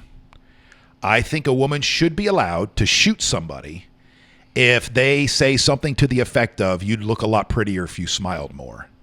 Why aren't you smiling?" And not only that, I've seen this go down in bars, because I used to be a frequenter of all the bars here in the Bay Area. Most bartenders know me. And you would see that. You would hear that. "Oh, why aren't you smiling? Why aren't you smiling?" There's nothing that pisses a woman off more in that moment than those kinds of questions. So I'd like to propose. No, but there is a certain level of customer service I think that people expect. I mean, look, last night I was on my way up from Miami. It was a drive later on in the day than I had hoped for. So it was probably, I would say, around somewhere between 8 and 9 o'clock at night. And I was about halfway here. And so I stopped at a Dunkin' Donuts along the interstate. And the girl had not only the most unwelcoming look on her face, but she also was pretty dismissive. Like it just looked miserable. And I get it. Look, you're working at a Dunkin' Donuts. I'm sure it's not the most amazing place to work. But I think there is a certain level of customer service that is defined by your attitude. I agree. And a smile is part of that. I mean, and you go. But they're not saying that to the male employee that's doing the same thing. The male employee that's being dismissive, they're not going, "Oh, you'd look a lot better if you smiled." Oh, no. I mean, again, when you put it in that context, sure, it's something that guys, as you just mentioned, will say to and servers. I've witnessed it enough too. Right. So going back to the story coming out of TampaBay.com, because it's not about just this one bartender and her thoughts in the thing. It's a lead into. The story again. This is what Johnny and I were talking about last week when we were talking about sexual harassment. Oh, this was after the Batali stuff hit. Yep. That we started talking about it. The food industry, restaurants, hotels, and other hospitality establishments accounted for 14.2% of sexual harassment claims filed by the U.S. Equal Employment Opportunity Commission from 2005 to 2015. The highest of all fields. But according to the Bureau of Labor Statistics, the food service industry accounts for just 7.2% of total workforce. By comparison, healthcare jobs accounted for 11% of the claims and construction 2.5%. Again, if you were to go into some of these higher, these like law, you go into law and finance, and where you have high-powered guys making a lot of money. I think the reason that you don't see more sexual harassment stuff coming out of those industries is for the simple fact that those people that are taking it, they're taking it because they know if they can get through and let so-and-so, he gets a little handsy when he's drinking, or let constantly make comments about her cleavage. If she can just get through that, she can get to a point where she's making really, really good money.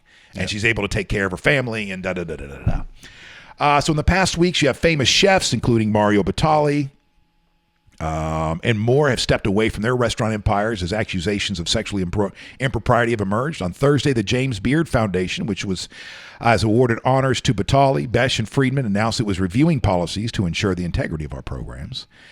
I'm waiting for the shoe to drop on Guy Fieri. He seems like the type. We talk about this. He just seems like a douche. He seems like he's probably done it at least a couple times. He seems like a different kind of a douche. Though, what, like a friendly douche, like a too much of a nice guy, like he's. I don't know. It's not even fair because basically I'm basing this off of his horrible head of hair. I know. I'm just messing. I mean, I'm just joking. Obviously, I hope that's not the case because you don't want to put that on anyone. But we do talk about certain people. Just there's that certain something about them that you're kind of like, I'm not surprised by that. So to go on, we'll hit this. We'll go a little bit more into this story, and then we'll move on to UFOs. Yes, something that's important. So Jessica Palombo owns the Reading Room in St. Petersburg. Have you seen that? Have you been there yet? Oh no, you're not a St. Pete guy. Cool place. No, cool place. No TVs. Okay. Their walls are like books. Okay. Books are covering the walls. Just really cool. Real books. Real books. Okay. But I don't know if you can pull them off the wall, but anyway, but it's a cool little place. So anyway, Palombo in the front. For me personally, it has always been a male-dominated space where there's a mismatch of respect. I've been spoken to in very inappropriate ways and never had the strength or need to go to someone higher. Now I hear all this stuff coming out, and I'm asking, should I have gone to someone? It's an age-old situation, she said. Customers request certain servers, often based on looks. As minimum wage workers for tipped workers, that's now $5 an hour in Florida, $5.08. It's in your best interest to be super friendly. Your tip depends on it. This can lead to misunderstandings and crossed boundaries. Well, that's another thing, too. I think about how many young men fall in love with these servers. And I'm not even talking about going to the strip club level. No. But at Hooters, one of my best friends growing up fall in love every single damn time because she would write her name on there and put a heart and a smiley face. Sure, yeah. And next thing you know, he's obsessed. I promise you, has happened to millions of men. I will tell you, I'm sure that is there's a lot of miscommunication that comes along with that little heart on the receipt because they technically are flirting with you. Yeah, the way it helps. The way that's playing on a developing young male's brain, sure, is this woman with huge hoots. These curves, this gorgeous that would never talk to me outside of Hooters, is flirting with me. Oh my God, what do I do now? Although I will tell you, I did have the privilege of dating a Hooters waitress early on. In my radio career. I'm sorry. And so, how'd that turn out for you? Fantastic. Oh, it did. Yeah, good for you. She was awesome. I mean, it took some persistence. But you're right. I mean, I sit there, and when I go to these restaurants, it does cross my mind almost every single time, especially when they are attractive, that these women must get hit on every single day. And they touch you too.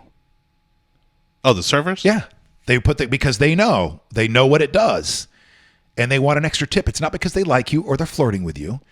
But you'll notice next time you go there, she will come around to your side, and her hand will go on your back at some point, or she'll lean into you so that her chest is pressing right here. My favorite move is the sit down, and I think Hooters has kind of mastered that. Yeah, where they'll sit down at your table and they'll chit chat and they'll hang out with you, and I mean that to me, it's the most obvious pandering, right, for the tip, but at the same time, it's probably the most successful attempt at getting a better tip. All right, so are all these things okay to have a restaurant themed around cute girls flirting with you? I mean, that's not what they'll tell you it's about. It's about the wings. Right.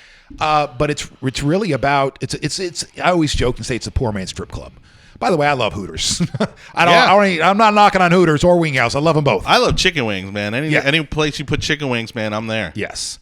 I will say for many years I didn't like to go to Hooters because the service was so bad. Yeah. I love wings. I love goods. I'm not here to stare at your cleavage. I got hot cleavage at home, okay? No, but I want good wings and I want good service. And some of the best wings in Tampa are at Hat Tricks in downtown Tampa. Who also, they tend to hire very attractive waitresses, but they're also very nice and very casually, normally dressed. Give me a proficient waitress. She just has to be friendly. Day. Yes, friendly, and on top of things, I don't care if she's missing all of her teeth and has no equal symmetry at all in her body. Right. Give me that 10 times out of 10 before you give me the hot girl that blows. Yeah, I don't care that you're touching me, that you're pressing your boobs up against me, that you're sitting down at my table to try to get up and go get my damn food and smile. Well, that's not misogynistic at all. Right. I just blew my whole argument out of the water about what I was saying earlier. I've become one of those guys now. All right. So enough about sexual harassment for right now. I think we're done. We're Please. Good. Okay. We don't need to talk about Sarah and Palin's kid, and they can deal with it on their own. We'll respect their privacy on that one. Giving them more attention than they deserve. There was a story that I got to today, or that's here, about a 22-year-old Virginia woman who was mauled to death she was out walking her 2 pit bulls. They still don't know how this went down. Saw that. Family and friends aren't buying the official report. The official report is everything is consistent with her being mauled to death, not something happening and then the dogs mauled her. There was defensive wounds, this and this and this, but the friends and family saying that just doesn't sound right. That's not possible. These dogs, she loved these dogs. These dogs wouldn't turn on her. But then there's also one line in the story, and there's no other, anything else except for, anyway, there's just one line about these dogs may have been raised to fight. But it doesn't go, doesn't back it up on how they found out. But. And I didn't get to read the story, but in some of the commenting I saw around the story was that somebody saying that maybe these dogs got to fighting each other, and then she intervened to stop the fight, and that's why she kind of came into their crosshairs, which seems likely. The other thing that I've heard before is that these dogs will that's their way of protecting, because again, when they grab by the neck, that's how they protect their young, and that maybe she was in some sort of harm, being a health issue, or maybe there was another animal involved that they came across or something like that, and her reaction was maybe, or the dog's reaction was maybe to try and protect her. And again, when they're trying to protect their young, they grab them by the neck and yeah, but they grab them by the scruff of their neck, right? They don't just grab them by the throat. I think two different maneuvers. It's a bit of a stretch, but. Well, and I found the line here, and it's coming from one of the authorities. The dogs appear to have been bred for fighting. That's it. That's all they say. It also took us about an hour. Probably rescue dogs. It took them nearly an hour and a half to catch the pair after arriving at the scene, and they said they were guarding the body. Yep. So the owner that they killed, they were guarding that body, and it took them about 90 minutes to end up wrangling those dogs, and then the dogs will be put down. So, hey, happy Monday, everybody. What happened to my UFO story? We're getting into it right now. Oh all right. First, Mark Hamill, Luke Skywalker. Yeah. This is just a little bit of politics. We won't spend a lot of time on it. But Mark Hamill, the FCC, he says the FCC chair is unworthy of using a lightsaber. Whatever. It's so stupid. It's not, man. It's not. I mean, it's an interesting debate that we've got going on right now. I know you're a capitalist. You're saying just free it up. It's a gimmick thing. No, I know, but I'm saying then why do you have other Republicans? Mark Hamill putting this into a Star Wars reference, I think, is just gimmicky and stupid. And okay, just come out and say you don't like the bill or you don't believe in it. I mean, everything over the past couple weeks have been put in the context of Star Wars. I was on Spotify yesterday. Spotify. And they have a big banner ad there at the top that was promoting the new Star Wars soundtrack. So, click here and you'll get all the Star Wars music, right? Yeah. So I click. I love that music. That I'm cleaning the house. It'll be awesome. Yeah. And but then I noticed that the bottom, where the little play button is, where that little play thing goes across as it plays, was a lightsaber. Really? At the beginning, and then as it played, the lightsaber just got longer. Oh, cool! So and you could click on it; it would change lightsabers in color, so you'd have different. What? So I know. That's pretty cool. It was pretty cool. But see, does Star Wars really need that kind of publicity? It doesn't matter. I mean, do they really? I mean, honestly, do they need to be spending millions of dollars on publicity, being that the movie is already going to make millions of dollars? I mean, this is a cash cow. Does it really need that much of a marketing push? So this is Last Jedi, right? Yeah, The Last Jedi. Let's see what they did box office over the weekend. Have you seen yet?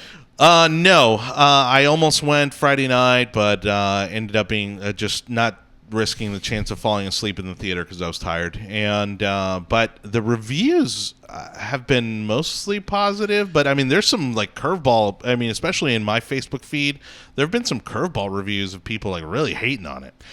Star Wars: The Last Jedi scores second biggest opening weekend ever, behind Force Awakens. For the franchise or for everything? For everything, I guess. Second best opening weekend ever. $220 million. Not too shabby. Jeez. Well done, Star Wars. $220 million. Yeah.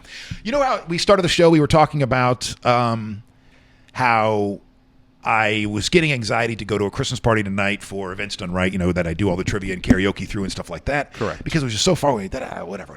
And I just have too much in my head. I'm like, I have too much stuff going on. I need to be able to decompress on Monday and focus on this and this and this. Well, the guy that runs the company, he works 100 hours a week, Ed Gruby. Bus is always working, always hustling. As a good entrepreneur should. Exactly. And so he's telling me about his Saturday. He's dead. I'm talking to him on Sunday. He is just dead to the world because he DJ'd 10 gigs over the weekend. So he's wrapping up, and he promised his daughter, who is 11, 12-ish, somewhere in there. Okay. She wants to go see the Star Wars so bad. He goes, honey, as soon as I get home. Well, his last gig on Saturday didn't want him to leave. They gave him. They wanted the party to continue. There's nothing he can do. He can't say, "Hey guys, I got to go home to my daughter." Yeah. So he stays and finishes up the gig and gets home, and they're too late to go to the movies. Actually, he calls her first and says, "Honey, I'm sorry." She starts bawling on the phone. Starts bawling on the phone. That would break my heart.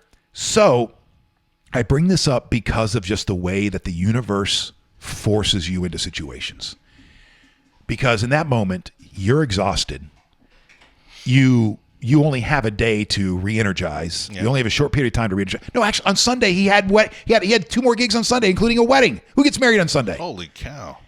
So in his head at that time, he's going, all I want to do, because he knew that Sunday wouldn't be possible either. No, all I want to do is sleep. And then Monday, which is his Sunday, he's going to be hosting a party for all of us, a Christmas party. Well, let me tell you, I've done 2 gigs in one day. I wouldn't wish that upon my worst enemy. No.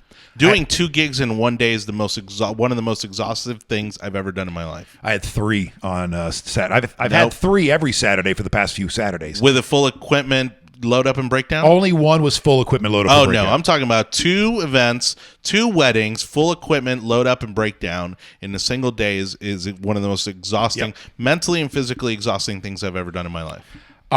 And even if I don't have to do full load in and load out, it still is exhausting because of the frame of mind that I have to be in to be on. Even if I'm, that's what I'm saying. The mental demands of these gigs too is something that most people don't understand. And even doing a race like Saturday morning, it's I'm doing post or pre-race announcements and stuff like that during the race. I'm going, oh, congratulations, keep running, and all that, all that stuff that you do at the start finish line. Yep. All right.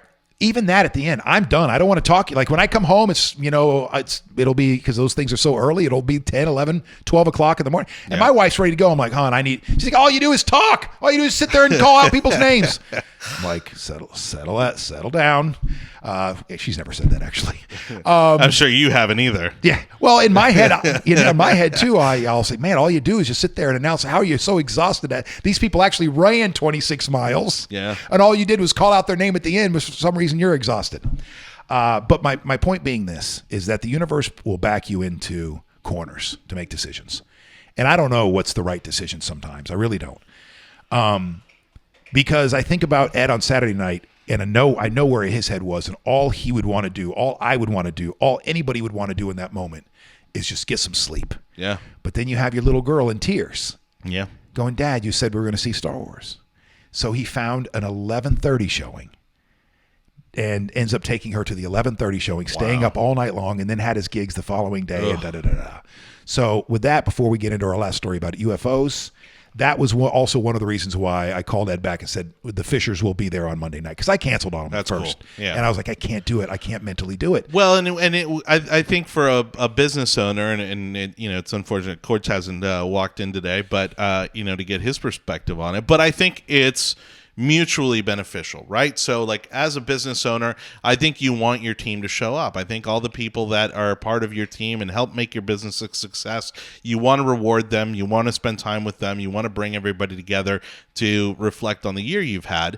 And in turn, so again, it's not like just like, oh, they're just throwing a little thank you party for the employees. This is a big deal. Like this is also a way to show your gratitude to them for giving you the opportunity that they have for allowing you to work for them. So I realized, that like Johnny just said, that this just wasn't just a dinner. This is something a little bit bigger, and so this is one of those times that I had to push aside my issues of anxiety and all the things that it's still going to happen today. It's not like just because I've made this decision, I'll be fine later on today. No, as the day wears on and I start to visualize leaving my house at 5:30 to sit and see? Just leave really early. Leave really early. I thought about that. Go hang out somewhere, maybe grab a coffee or, and because I think if you avoid the traffic, you're not cutting it close, that sort of thing. That helps minimize some of that anxiety on the way there. The other anxiety does come from Monday nights are very important for me to be home in my safe space, in my house. Yeah. As I go into the week, because then, Tuesday, Wednesday, and Thursday are split shifts where I'm up at 4:30 in the morning. I'm still out late at night or at night, doing gigs. And, but after talking to him and him telling me about his Saturday night, and then still, because to me, in my head, I'm like, there's no way. I'm like, honey, I'm sorry. Daddy's going to die if he doesn't get some sleep.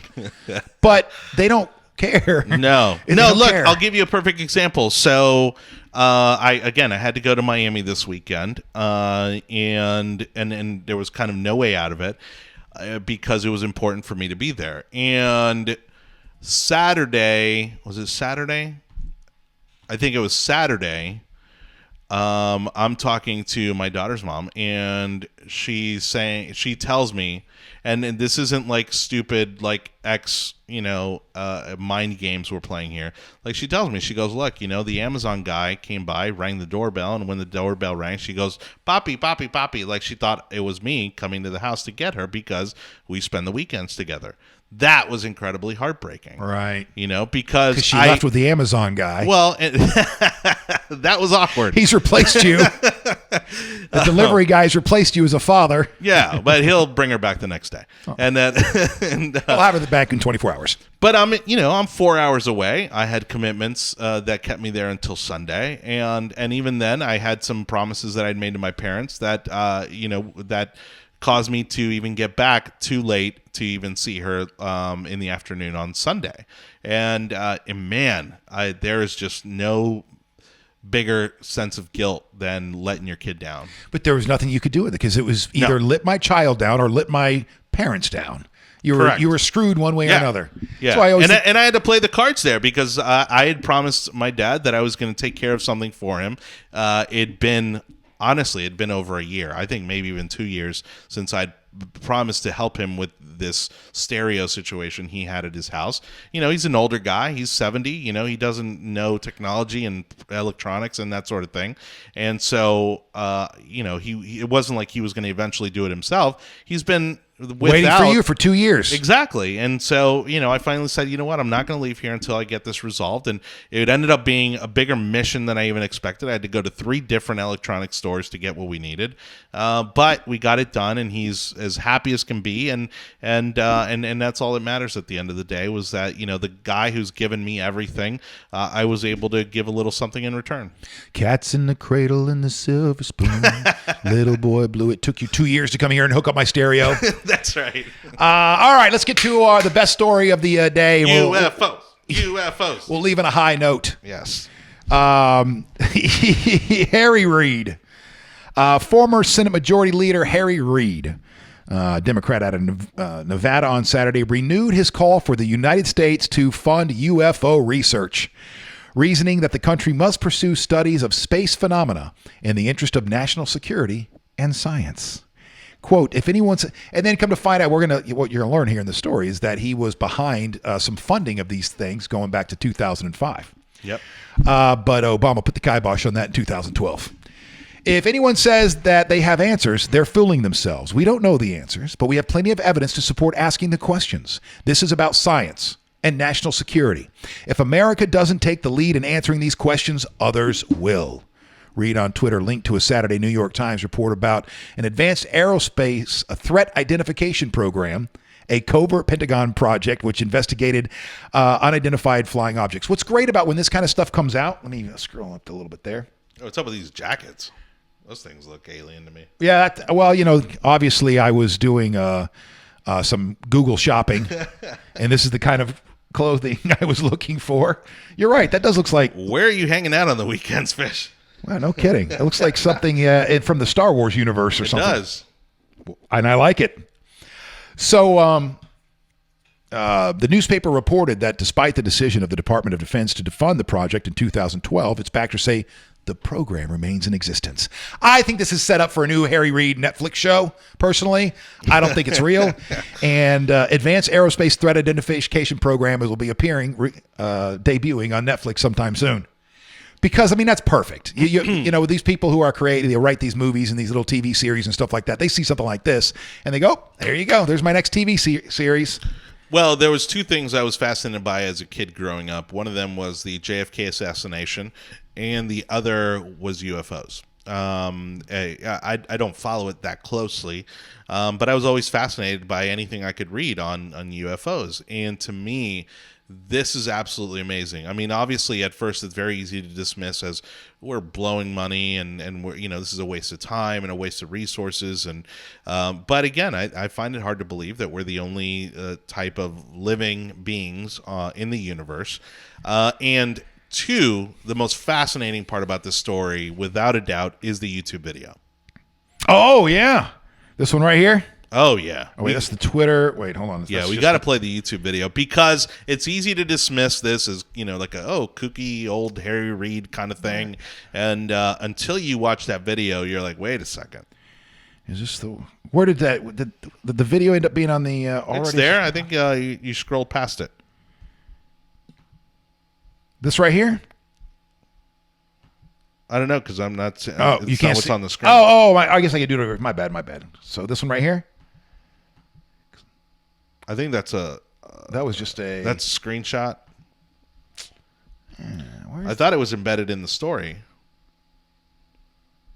No, we'll see it.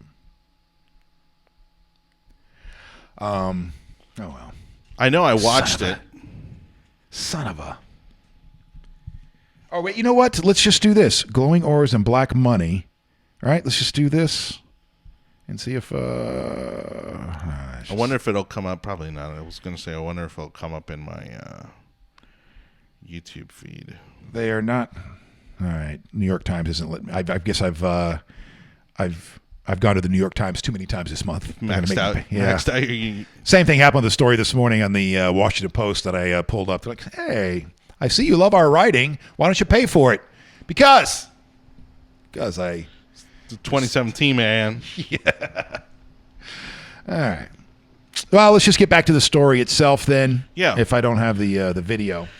But what'll be interesting to see is if he continues to get the funding for this. I think it's very necessary in a weird way. I think it's necessary that we figure out because there is enough evidence out there, I think, to justify the fact that we need to figure out what the hell this is. But they're also saying that this is still going. This is what I think the cool part of the story is. They're saying that the Advanced Aerospace Threat Identification Program, although it was officially defunded, is still going.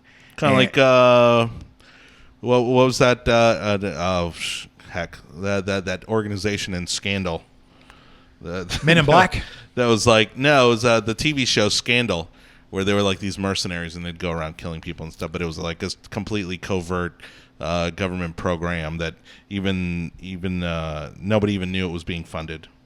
So Harry Reid, who has long held interest in the space phenomena, spearheaded the start of the research program in 2007 when he served as a Senate Majority Leader. I wonder if he's ever had a run-in with a UFO or an alien or something like that. If that's why he's so, or if he has a memory from his childhood that he's positive he saw an UFO. Wasn't it Jimmy Carter that said he had a alien encounter? I don't remember. Harry Reid has been going at this research program in 2007 when he served as Senate Majority Leader. The program reportedly received about $22 million in defense funding. See, that's the thing is, we don't need to look at this from a defense perspective because what I think happens here is you get people in the defense contracting world who then manipulate people like Harry Reid to get $22 million out of them. Right. When this kind of that's stuff what builds the quote unquote military industrial complex. Right. So I think this is probably just another one of those because we have scientists, we've got NASA, we've got people looking for intelligent life in the universe, and we haven't found anything close yet. So settle down. As soon as we find that, we get that signal, we're like, they're right over there. Then we can go ahead and start transferring money into the defense part of this project. But right now, I think we're good. You can pull all that money off the table and let NASA and the other scientists around the world keep doing what they're doing. Do you believe that now we've talked and we're on the same page when it comes to there's no doubt in my mind that there is something there is intelligent life elsewhere in the universe. Yeah. But the big question to people like you and I, Johnny, who do believe that, do you think that we have been visited? Do you think there's other life forms out there who know that we exist and have been doing their own little feeling around and probing? Well, that's the only way that it would make sense that we're unaware of them. I think would be because they have advanced technologies that would prevent us from... Like they could be in the room right now and we wouldn't even know it. Yeah. Monitoring our communications. I mean, again, you look at this video, and I'm about to send it to you. Again, would we know it when we see it? Do you see the comet or the meteor that's entered our galaxy or our solar system? and it's shaped. It's like long and narrow. No. And so it's shaped like a cigar. Oh, they're saying that they think it's a defunct spaceship. Well, there are those. All right, here's the video now. Wait, I gotta pull this up over here. Do a little bit of this. So you're going to want to have the audio up because the audio is what really sells it. I mean, these are fighter pilots who are apparently chasing this thing. Dude, this is a fucking drone, bro. There's a whole fleet of them. Look on the ASA. My gosh. They're all going against the wind. The wind's 120 knots to the west. Look at that thing, dude.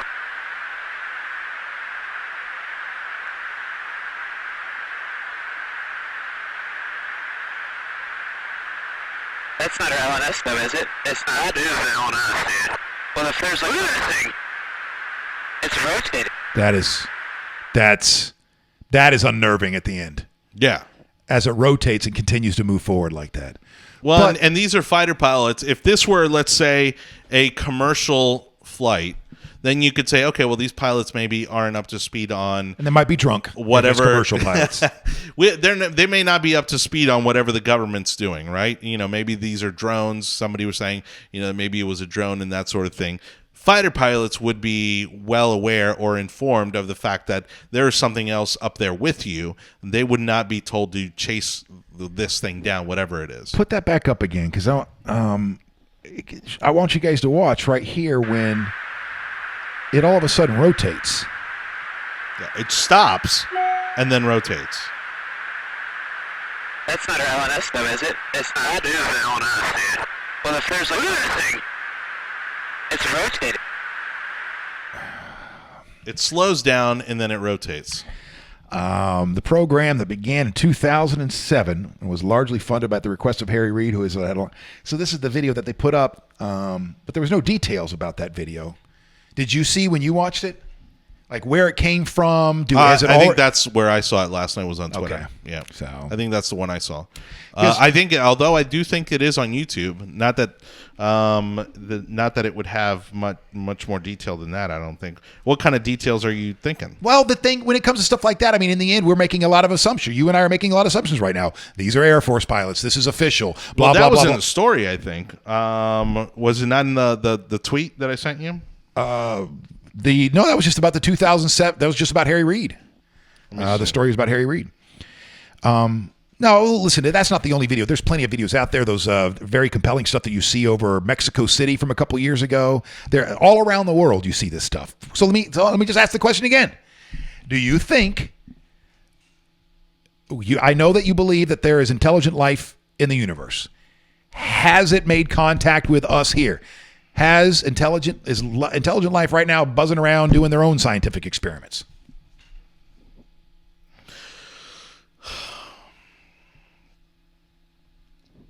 I'm going to have to say yes.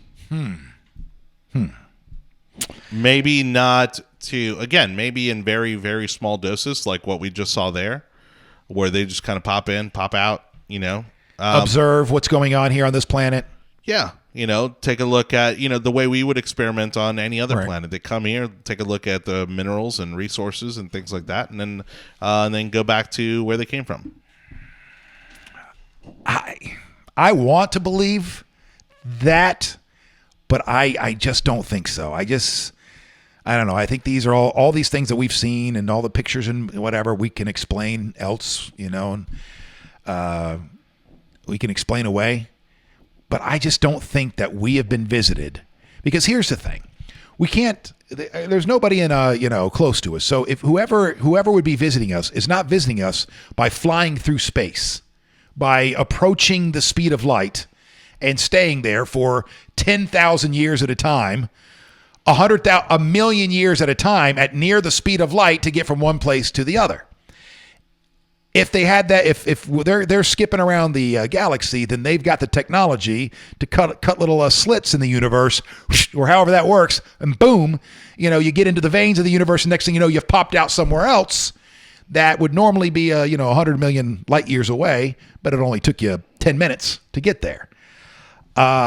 Which I'm not ruling that out as a possibility. I just feel like. But I mean, look at these civilizations. Look at that have disappeared. Look at the fact that the whatever it was that built the pyramids, right? Why is it that we not until recently with very specialized and heavy machinery have been able to duplicate that type of structure? So you look at some of the stuff that humanity's already accomplished and said we had some extraterrestrial help. Well, because based on history, right, based on what we know about that period of history, there was no logical way where they could have created those structures without some sort of assistance. I personally disagree. I think that we have. Wait, but then the case is then where are the instructions? How do we not? Where did that education get lost? Those are all great questions, but I don't think the answer is there was never any instructions. It was aliens. Because you have to remember, these things were built thousands of years ago, and they've been conquered over and over and over and over again. And every time somebody conquers a new land, they go in, they wipe out their technologies, their all the things that made them, their history, and all that stuff, disappears. Not only that, but if you go back to those times as well, that stuff wasn't common knowledge. People that had that kind of knowledge, they were special, and they were the keepers of that knowledge. And you had very small groups of people, priests and whatnot, that would be the keepers of this technology and whatever. So if just a handful of people went down, well, that technology was going down with them. And so I believe that we've had, the stuff that we've had today, not all of it, not, lasers and stuff like that, but a lot of the things that we have discovered, let's say in the last 2,000 years, I think are things that we have rediscovered that humans have popped up a few times over the generations. But even still here in 2017, we have not figured out how to replicate the pyramids, for instance. Okay. Well, then it's or Stonehenge. I think it's fascinating. I just sent you the link, and so the video, and it's another. I don't know if it's the same or a different New York Times link, but it says the video was an encounter between a Navy FA-18 Super Hornet, an F-18. So that's a Blue Angels plane we're talking about there, and an unknown object. It was released by the Defense Department's Advanced Aerospace Threat Identification Program. And then people, because I love watching this stuff on History Channel and that kind of sort of thing, they'll also tell you that the reason the government is putting out this video is to acclimate people to the thought or to the knowledge of aliens existing. The New York Times won't let me go to their site, so What's a super easy way to tell that you're Yeah, so I'm going to see if this one will. Pentagon, mysterious UFO glowing. Try an incognito. Maybe it'll. What's that? No, I'll show you after the show. It's a way so you're not being tracked online. What? I didn't know there was such a thing. Skip the ad here. I don't know if this is. All right, go ahead. Cosmos News. What did you click on? It's a video. Oh boy, this looks fun. What are you subjecting us to? I have no idea. Okay, they're showing Harry Reid and New York Times. They're on top of this. A UFO above the Pentagon. What if there's a UFO that perfectly fits into the middle of the Pentagon? The New York Times has learned that the U.S. Department of Defense quietly funded a program, Advanced Aerospace Threat Identification, designed to explain UFO reports. Is that a computer? Is that AI that's reading that? Probably. The program was initially funded in 2007 at the behest of Senator Harry Reid, and sent most of its money, $22 million per year, went to an aerospace firm run by his friend Robert Bigelow, who's absolutely convinced UFOs have visited Earth and has been making inflatable habitats for NASA. It sounds like an AI. The money stopped flowing in 2012, but the program is technically active to this day. Many details of the program remain under wraps. However, it frequently included videos of encounters between American military aircraft and mysterious objects that defied explanation, such as aircraft that flew at high speed or hovered with no apparent source of propulsion. You're fascinated by this, aren't you? It wasn't a source of shame for the politicians that supported it. Reid said it's one of the good things he did before he retired, One of the while good the late things. Senators Daniel Anu and Ted Stevens also backed the All right, well then if that's true, that stuff you were talking about earlier, then people know, then there's government organizations and government officials around the world who know that the aliens are here. Look, if this program's not being funded and it's still operational, that tells me that the government does know more than they're alluding to. All right. Well, Trump, this is where we need you to go off the rails in this one, too. Instead of being crazy in these other categories, why don't you go ahead and just focus your crazy on the UFO thing and see what you can find there. Should do REM's Man on the Moon for this one. Yeah, we should do he should open up Area 51. Just pass an executive order that opens up the gates, and let's just let people just start flooding into Area 51. Why not? See what they find. We'll find nothing. Absolutely nothing. And like it. No, they're just flying people into that base on a daily basis for no reason. They're working on stuff. Working on alien DNA. I wouldn't be surprised, though. Honestly, I don't think we've been visited by aliens. I just think that if we have had, then I just... But we have. You've seen the other videos. You were talking about the ones from Mexico with the lit orbs and stuff. Until I see it in person. Until I see it in person. Until the day that I'm looking up and going, holy shit, that's not from this earth. But again, I think that's why they trickle out these videos and this information. I think it's to get people acclimated to the fact that this is a very real thing. Okay, so your think thought about is the fact that the this fact that information... nobody's talking about this. I think if they were to happen, they'd be like, yeah, okay, I think most people would be like, yeah, I kind of expected it, and like nobody's talking about this.